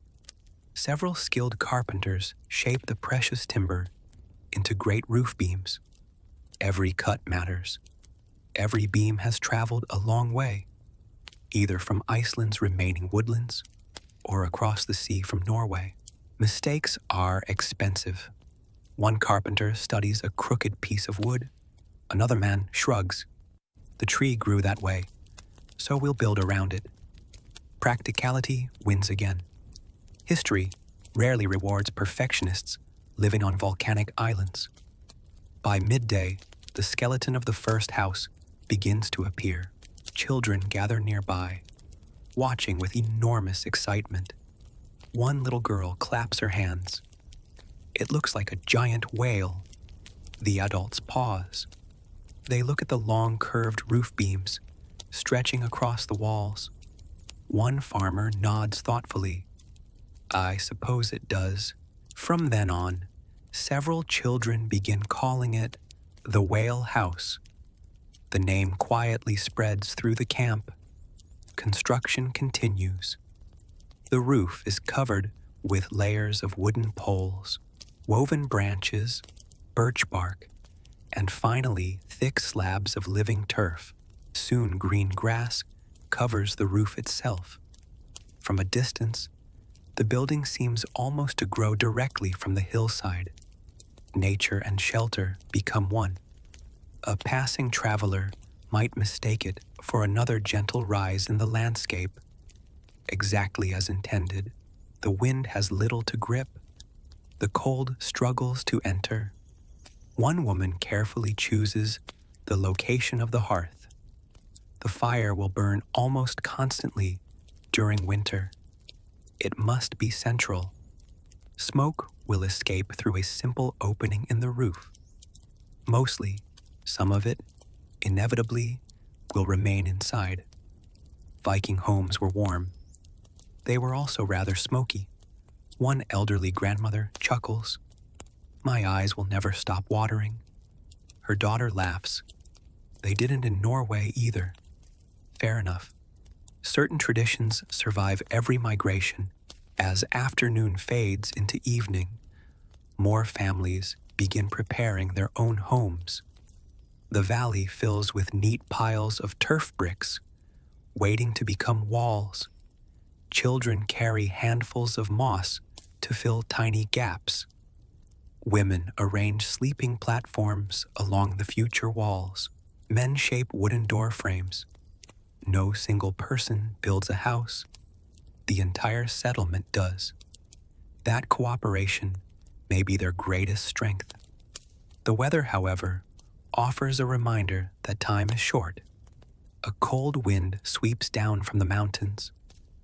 Dark clouds gather above distant peaks. The settlers pull their cloaks tighter.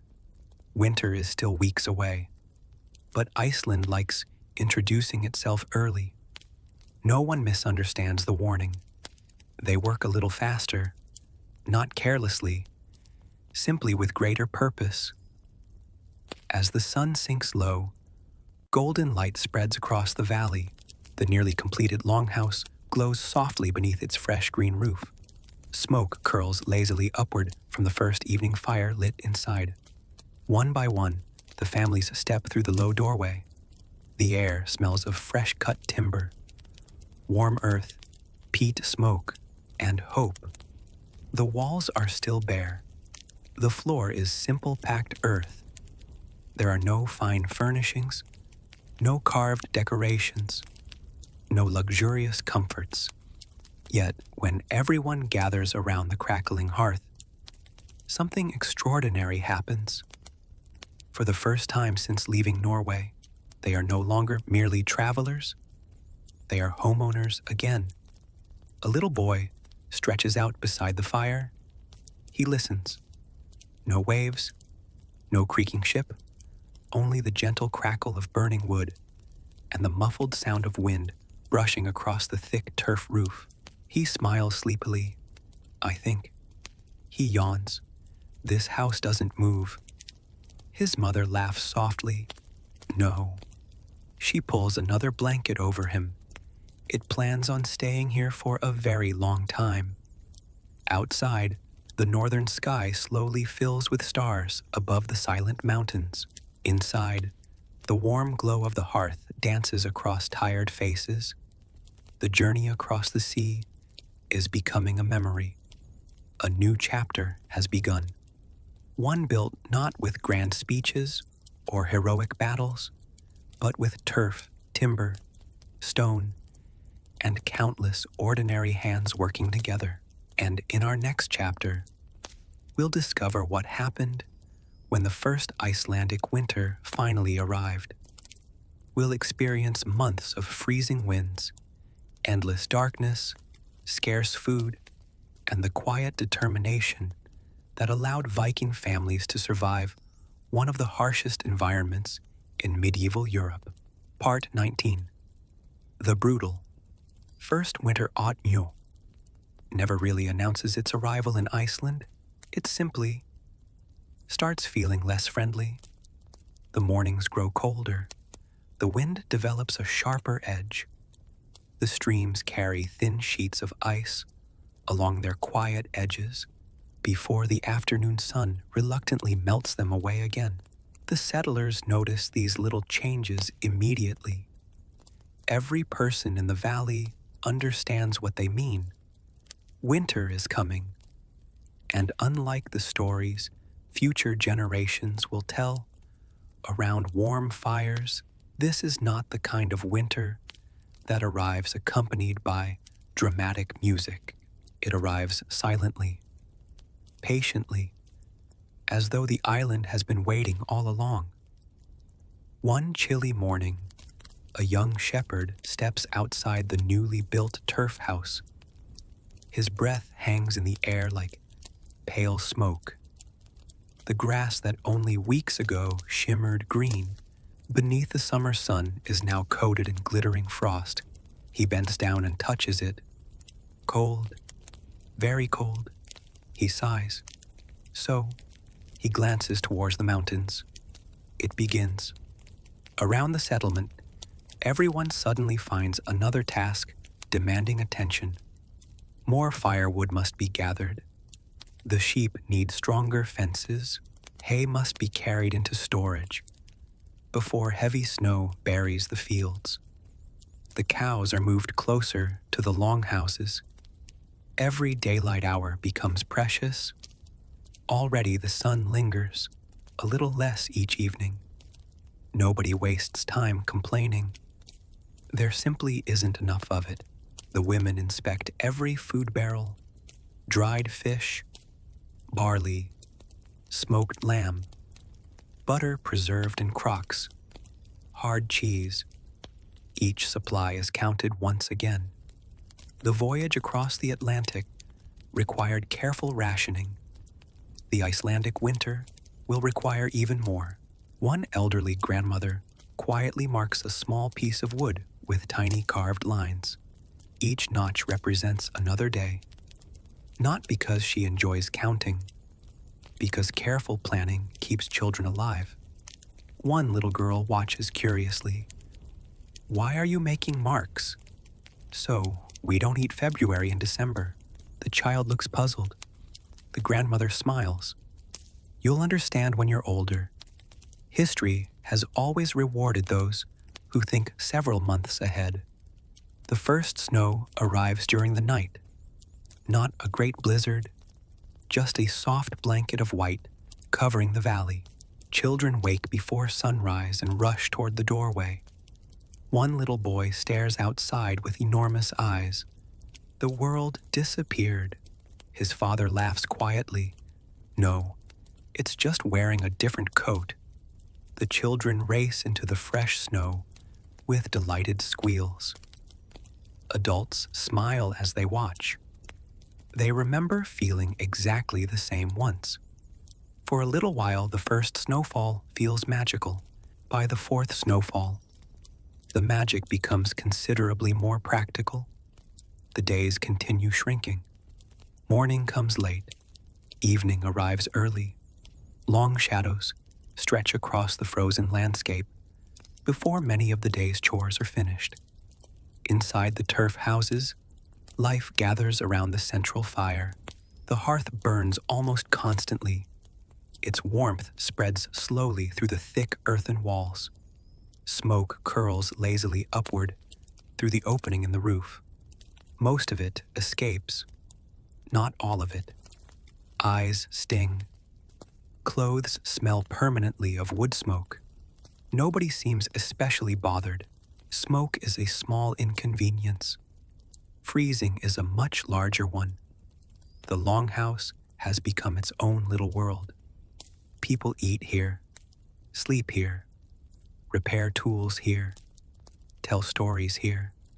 Children play quietly beside the fire, while grandparents spin wool beneath the flickering light. Outside, icy winds sweep across the valley. Inside, life continues. One evening, the wind begins to howl. Not whistle, howl. It rushes down from the mountains and crashes against the thick turf walls with surprising force. The roof trembles slightly. The children glance upward. One little girl whispers, "Will the house blow away?" Her grandfather smiles. If it does, he pats the sturdy turf wall. It'll have to take the whole hillside with it. Fortunately, the hillside declines the invitation. The builders understood their work well. Those thick turf walls that looked almost excessive during autumn now prove wonderfully sensible. The wind roars outside. Inside, only a gentle murmur reaches the sleeping families. The earth itself shields them. Not every challenge comes from weather. Food becomes noticeably scarcer as winter deepens. Fresh milk begins disappearing. The animals produce less. Vegetables are long gone. Meals become simpler than ever. Barley porridge, dried fish, occasional slices of smoked meat, carefully divided among many people. Nobody leaves the table hungry enough to panic, but neither does anyone feel particularly full. One evening, a young boy quietly asks, "Will we have fresh bread again?" His mother smiles. "In the spring." When spring? His father looks toward the snow-covered doorway. Soon, it is not. But hope, like bread, must sometimes be shared carefully. The livestock require constant attention. The sheep huddle together against the bitter cold. The cows are fed precious stores of hay, gathered during the short summer. Every handful matters. One elderly farmer strokes the neck of his oldest cow. We need each other. The animal blinks calmly. Whether she understands the conversation remains uncertain. She certainly understands breakfast. Several settlers spend the darker evenings making repairs. Axes are sharpened, leather boots patched, fishing nets mended. One woman patiently weaves new mittens, while her daughter watches. The child yawns. Why do we always work? The mother smiles. So we can rest later. Another timeless answer. Outside, snowdrifts grow deeper. Travel becomes difficult, sometimes impossible. Neighbors who only weeks ago stood a short walk apart now disappear behind swirling curtains of snow. Still, they help one another whenever they can. One family's roof begins leaking after heavy snowfall. By morning, 3 neighboring farmers arrive, carrying extra turf blocks and timber. Nobody asks whether help is needed. Some things are obvious. A village survives together, or not at all. Illness returns during the coldest weeks. One elderly woman develops a fever. The healers prepare warm herbal drinks. Fresh moss is used to cushion her bedding. Children are encouraged to play more quietly. The entire household seems to breathe a little softer. Days pass. Finally, the fever breaks. Relief spreads through the settlement, almost like sunrise. Another small victory. Winter measures success differently. Sometimes surviving one more week is triumph enough. The darkness grows almost companionable. After supper, families gather around the fire. Storytelling becomes as essential as food. Old sagas are repeated. Children ask endless questions. Grandparents somehow remember every answer.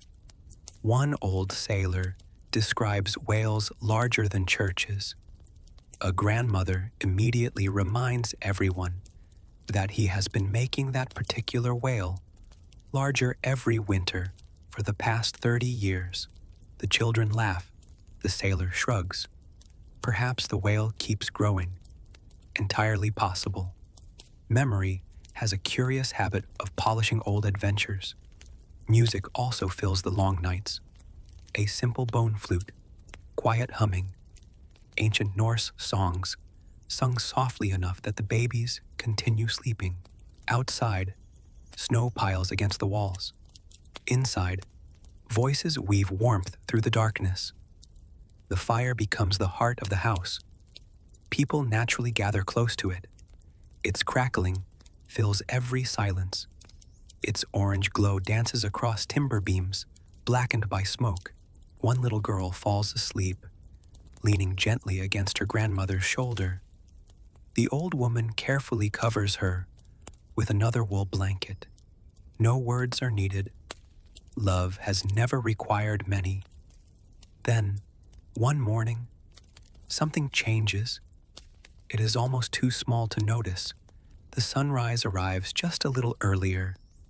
The afternoon light lingers a few moments longer.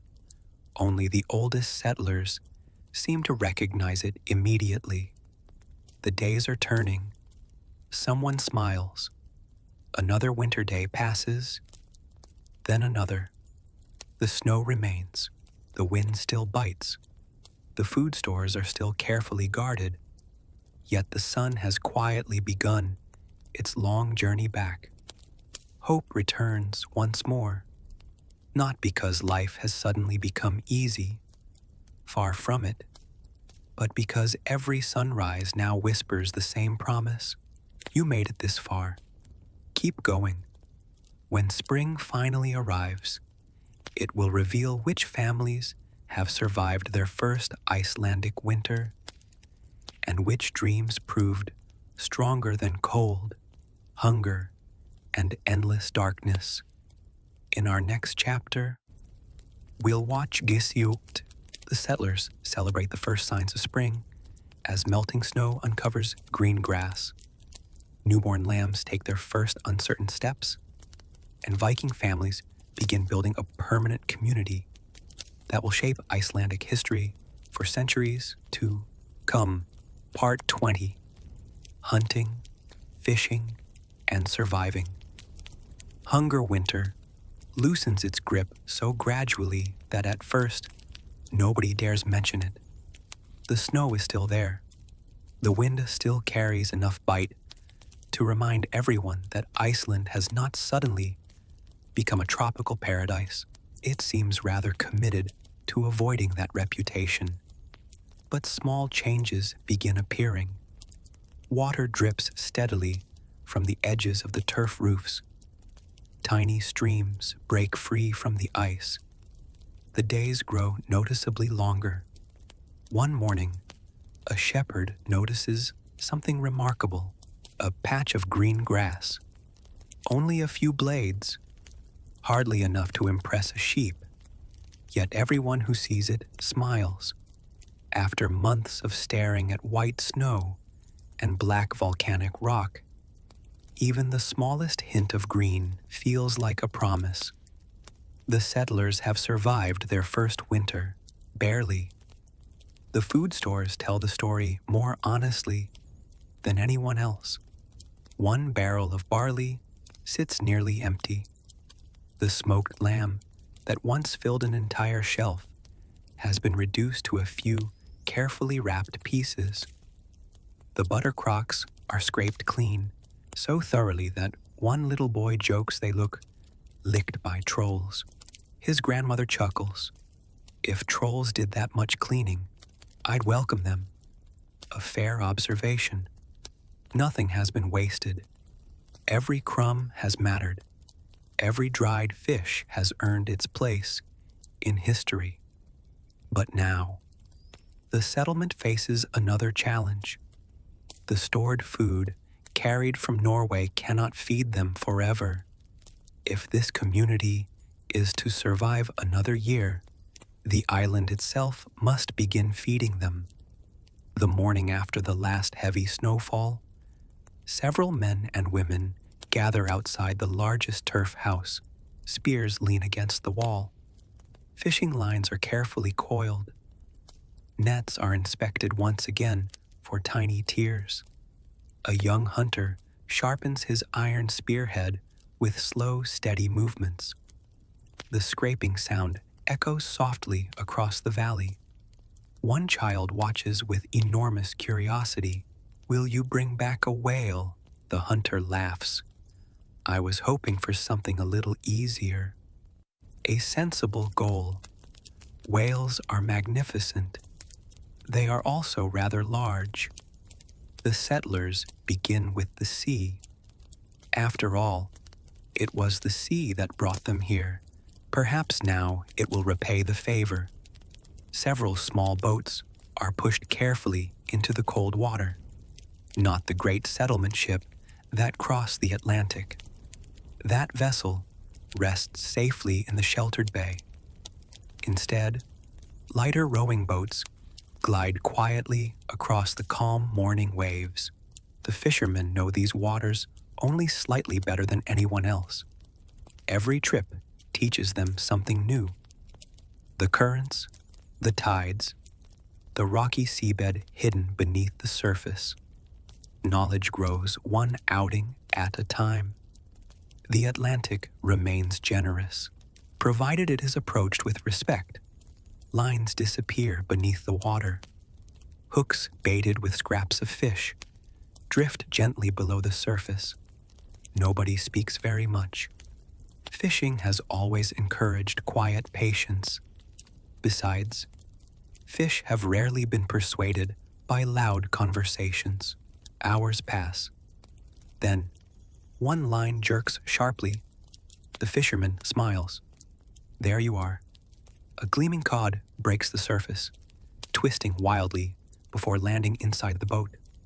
The children, waiting on shore, erupt into cheers, loud enough to convince every nearby seabird that something extraordinary has happened. More fish follow. Cod, haddock, occasionally a halibut so heavy that two people must haul it aboard together. By midday, the boats return with enough fresh fish to transform supper into a celebration, not an extravagant feast, simply fresh food. After months of preserved meals, the smell alone lifts everyone's spirits. One elderly woman carefully seasons the fish with wild herbs gathered from the newly thawed hillsides. The first bite earns complete silence around the fire. Then someone sighs happily. I almost forgot. What? What fresh food tastes like? No one disagrees.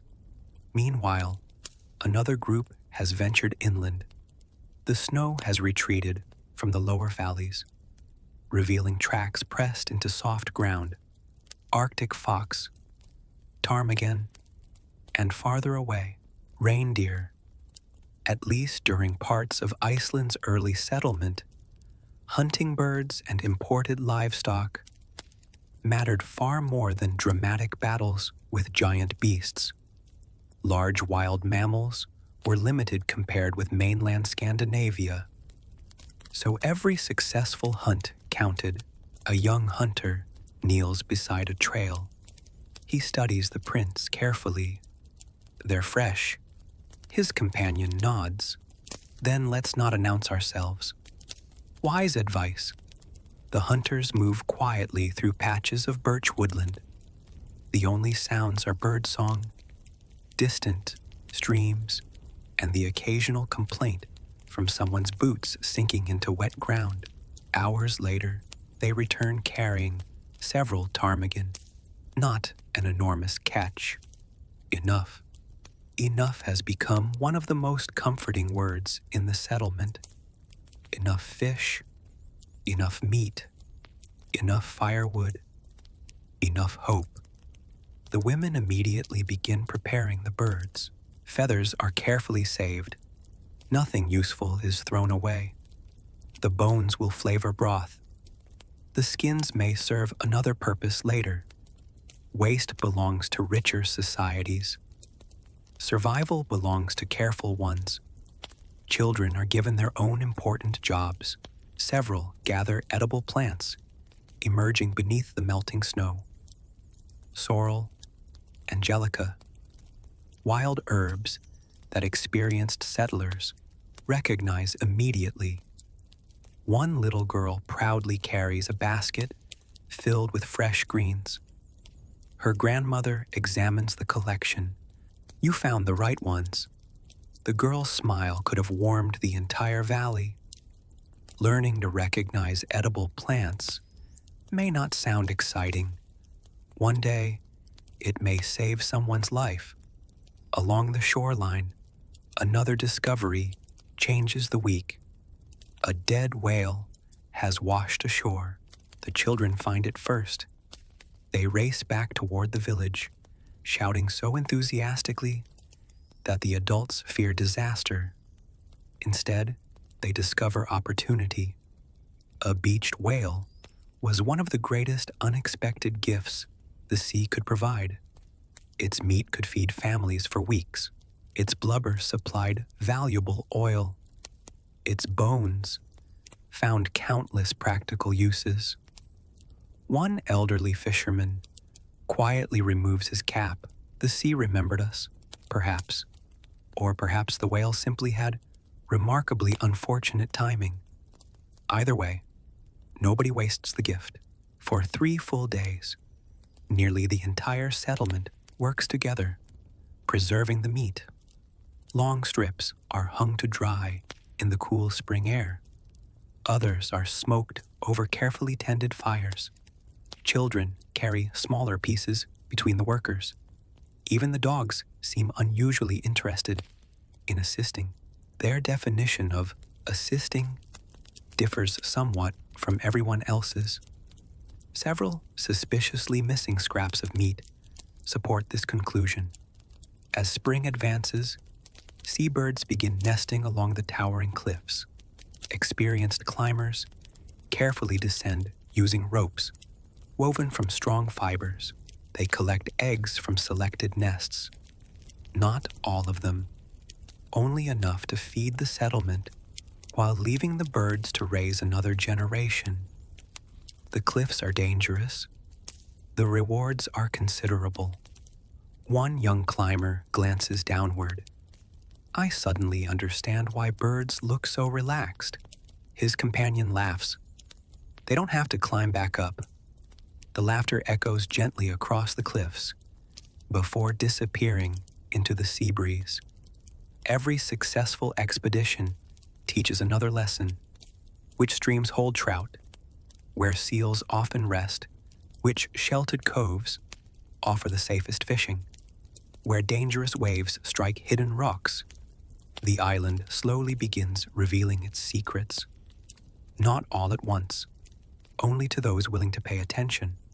One evening, after another successful day of fishing, the settlement gathers inside the largest turf house.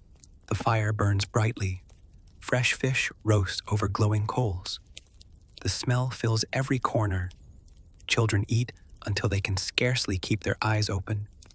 Parents exchange tired but satisfied smiles. Nobody is wealthy. Nobody enjoys luxury. Yet tonight, everyone has enough. The old sailor, preparing to return to Norway, quietly studies the busy room.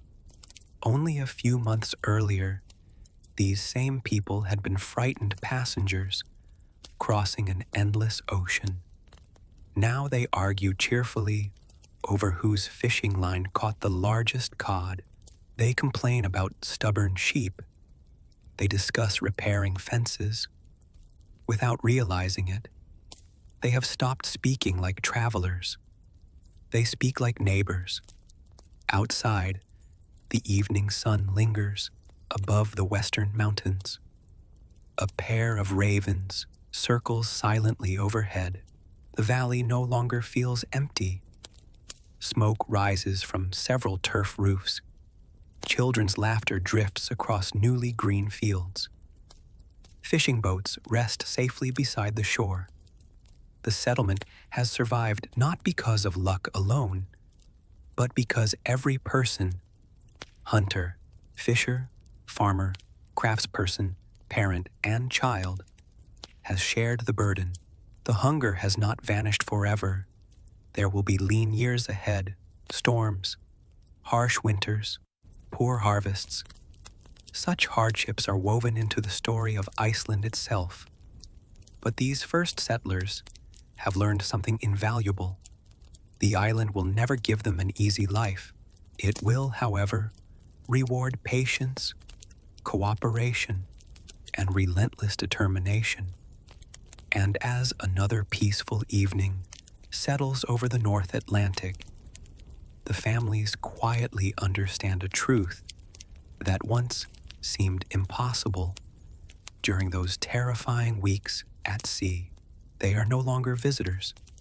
Against all odds, they have become Icelanders. In our next chapter, we'll explore how these isolated settlements slowly grew into a unique Viking society, where neighbors gathered at seasonal assemblies, settled disputes without kings, and laid the foundations of one of the world's oldest parliamentary traditions beneath Iceland's vast open skies. Part 21. Raising livestock in harsh weather.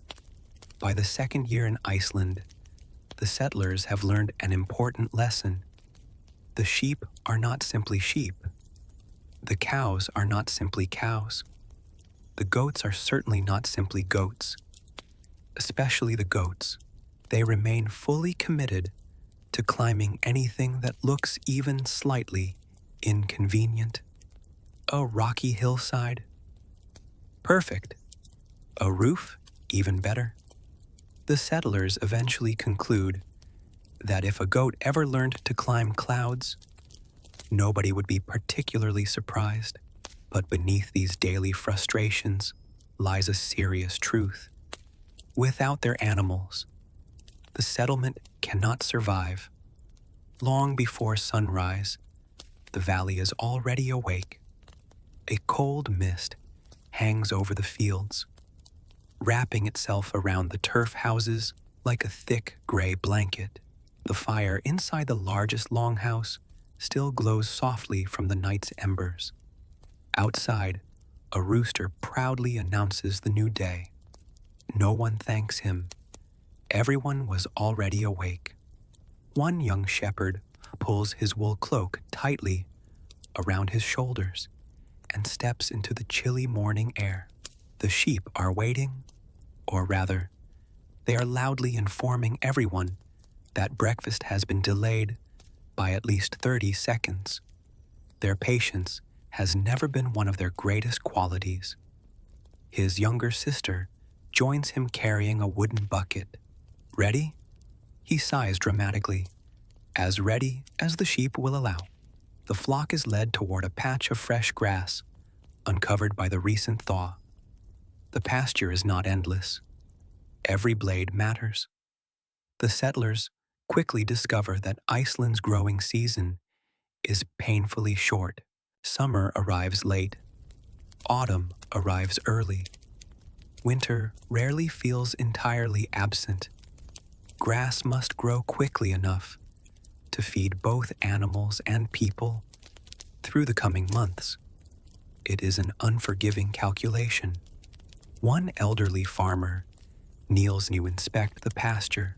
He runs his weathered fingers through the grass. Still too short. He stands and shakes his head. Another week. Nobody argues. Experience speaks quietly. Nearby, the cattle are beginning their own morning routine. The cows have survived the winter, but only just. Their ribs remain slightly visible beneath their shaggy coats. They need rich grazing if they are to regain their strength. A young woman sits beside her favorite cow with a small wooden pail. The animal shifts uneasily. I know, she smiles gently. It's cold. The cow blinks at her. Then, after a thoughtful pause, decides to cooperate. The steady rhythm of milk striking the wooden bucket soon fills the cool morning air. Tap, tap, tap. It is one of the most comforting sounds in the settlement. Fresh milk means children will eat well today. Butter can be made. Cheese can be stored for winter. Hope, once again, arrives in very practical forms. The children have their own responsibilities now. No one is considered too young to help. One little boy carefully fills a water trough from the nearby stream. He walks as steadily as he can. Half the water still splashes onto his boots. His grandmother smiles. You brought enough. He looks down at the nearly half-empty bucket. I spilled it. You also carried it. Sometimes effort deserves more praise than perfection. Another little girl has been trusted with gathering hen's eggs. She moves slowly through the small enclosure, whispering softly to the chickens as though negotiating an important treaty. One stubborn hen refuses to move. The girl folds her arms. You are sitting on my breakfast. The hen remains unconvinced. After several minutes, the child returns triumphantly, carrying 4 eggs.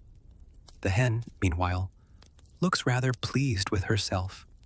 Negotiations, apparently, were successful. By midday, dark clouds begin gathering over the mountains. The settlers glance upward, almost instinctively. Weather changes quickly here. A bright morning can become a freezing afternoon before anyone has finished repairing a fence. The wind arrives first, then cold rain.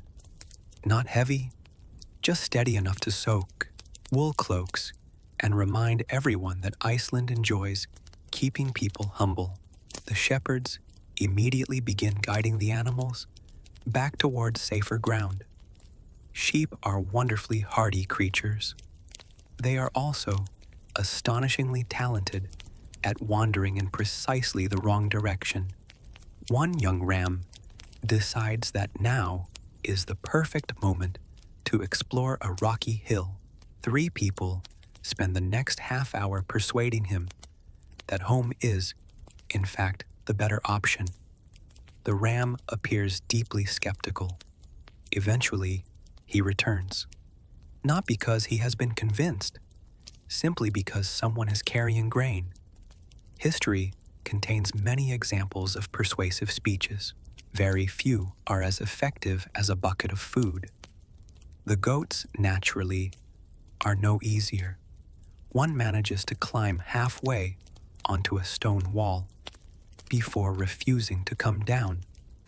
A little girl giggles. I think he likes being taller than everyone. Her father looks up at the goat. I think he enjoys watching me work. The goat chews thoughtfully, which certainly looks suspicious. As the rain continues, everyone works together. Children close the gates. Older boys carry bundles of hay. Women spread fresh straw inside the animal shelters. The older men inspect every fence post to make sure the rising wind has not loosened them. No task is considered unimportant. A broken latch tonight could mean lost livestock tomorrow, and losing even one healthy cow or several sheep might mean the difference between comfort and hunger during the next winter. Inside one of the turf barns, warmth slowly begins to build. The animals settle into familiar places. The smell is noticeable, strong enough that visitors from the future might politely choose to stand outside. The settlers, however, hardly notice anymore. To them, this smell means life. It means milk, wool, meat, leather, warmth, survival. One elderly woman gently runs her fingers through the thick wool of a ewe. This one will give good fleece. Her granddaughter watches carefully. When will we shear her? When the weather grows kinder. The child looks toward the rain. That might take a while. It usually does. Patience has become another crop the settlers cultivate. During the evening meal, conversation naturally turns toward the animals. One family celebrates the birth of 2 healthy lambs. Another worries about an aging cow that no longer walks as easily as before. A fisherman offers dried cod in exchange for extra wool next autumn. Nobody thinks of these discussions as remarkable. This is simply how a community survives. By sharing, trading, helping. Outside, the rain finally begins to fade. clouds drift apart, revealing a sky washed clean by the storm. A faint rainbow stretches across the valley. Several children run outside to admire it. One little boy points excitedly. Does it end in treasure? His grandfather smiles. It ends in tomorrow's chores. The adults laugh softly. The children look mildly disappointed, though if we're being fair, Viking grandparents have probably been replacing exciting answers with practical ones for centuries. As darkness settles over the settlement, the animals grow quiet. The sheep huddle together. The cows lie peacefully on fresh straw. The goats, eventually, stop looking for mischief. Inside the turf houses, the families gather around the glowing hearth. Outside, the wind whispers across the grass-covered roofs. Another day has ended. No great battle has been fought. No king has visited. No legendary hero has performed impossible feats. Instead, ordinary people have done something far more important. They have kept their animals alive. And in doing so, they have kept their future alive as well. Because in early Iceland, a healthy flock was more valuable than silver. A strong dairy cow was worth more than fine clothing. And a barn full of livestock represented something every settler treasured above almost anything else: the chance to survive another year. In our next chapter, we'll step away from the farms and into the heart of Viking community life, where neighbors gathered for seasonal feasts, settled disputes, arranged marriages, exchanged stories, and slowly built the close-knit society that would eventually become medieval Iceland. Part 22. Community gatherings and law meetings. By the third summer, something remarkable begins to happen. The settlers are no longer thinking only about surviving. For the first time since leaving Norway, they have enough breathing room to think about something else: their neighbors. It turns out that building a community requires far more than houses, sheep, and an impressive collection of very opinionated goats. People, rather inconveniently, continue being people. Someone's sheep wander into another family's pasture. A boundary marker mysteriously shifts a few feet during the winter. A fishing net disappears. Two neighbors both become absolutely certain that the same patch of meadow belongs to them. And before long, someone is muttering, "We should probably talk about this."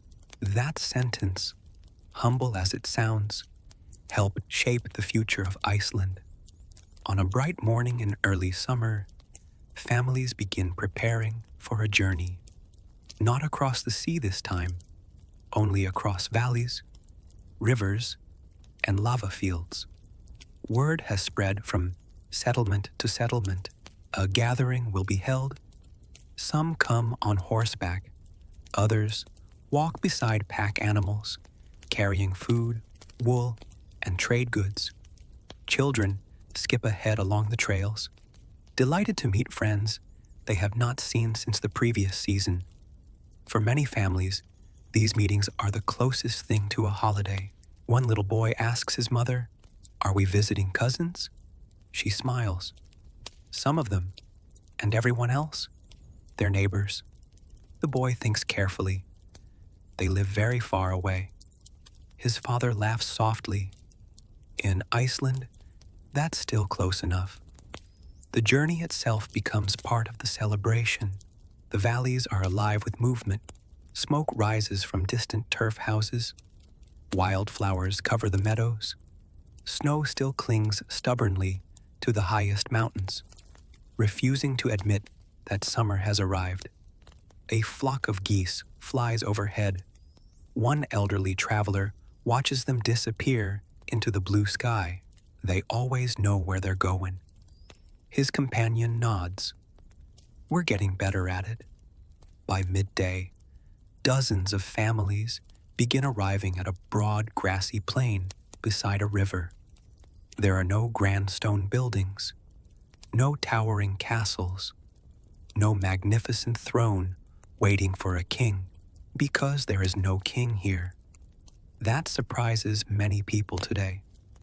Unlike much of medieval Europe, early Iceland developed a society where free settlers gathered to settle disputes and agree upon laws together. It was not perfect, far from it, but it was something unusual. One young girl looks around curiously. Where's the ruler? Her grandmother smiles. Everywhere, the child looks even more confused. The people, the old woman explains, they're the rulers. That idea feels almost as strange today as it probably did 1,000 years ago. Temporary tents begin appearing across the plain. Families unload blankets, cooking pots, cheese, smoked fish, barrels of ale. Children immediately discover one another and disappear into games that somehow involve running, shouting, and pretending to be famous warriors despite having absolutely no interest in discussing actual laws, probably for the best. Nearby, merchants spread out simple goods upon woven cloths, iron knives, wooden bowls, fine wool, leather boots, needles, carved combs. A woman holds up a beautifully woven cloak. What do you want for it? The merchant studies her basket. Butter. How much? He smiles. Enough to make my wife happy. A perfectly reasonable unit of measurement. Trade has always involved negotiation. Some methods are simply more domestic than others. As afternoon approaches, the mood slowly changes. The cheerful conversations grow quieter. People gather in a large circle. The time has come for the law meeting. At the center stands the law speaker. He carries no jeweled crown, no golden scepter, no royal guards surround him, only years of respect and an extraordinary memory. In early Iceland, many laws were spoken aloud because writing was still limited. The law speaker's voice became one of the most important in the land. He clears his throat. Hundreds of conversations fade into silence. Even the children seem to sense that something important is beginning. He begins reciting the laws, slowly, clearly, patiently. The familiar words echo across the valley.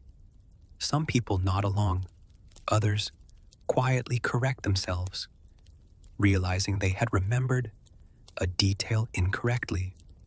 Knowledge survives because it is shared, again and again. Every year, one young boy whispers, "Does he remember all of it?" His grandfather smiles. He has to. What if he forgets? The old man pauses.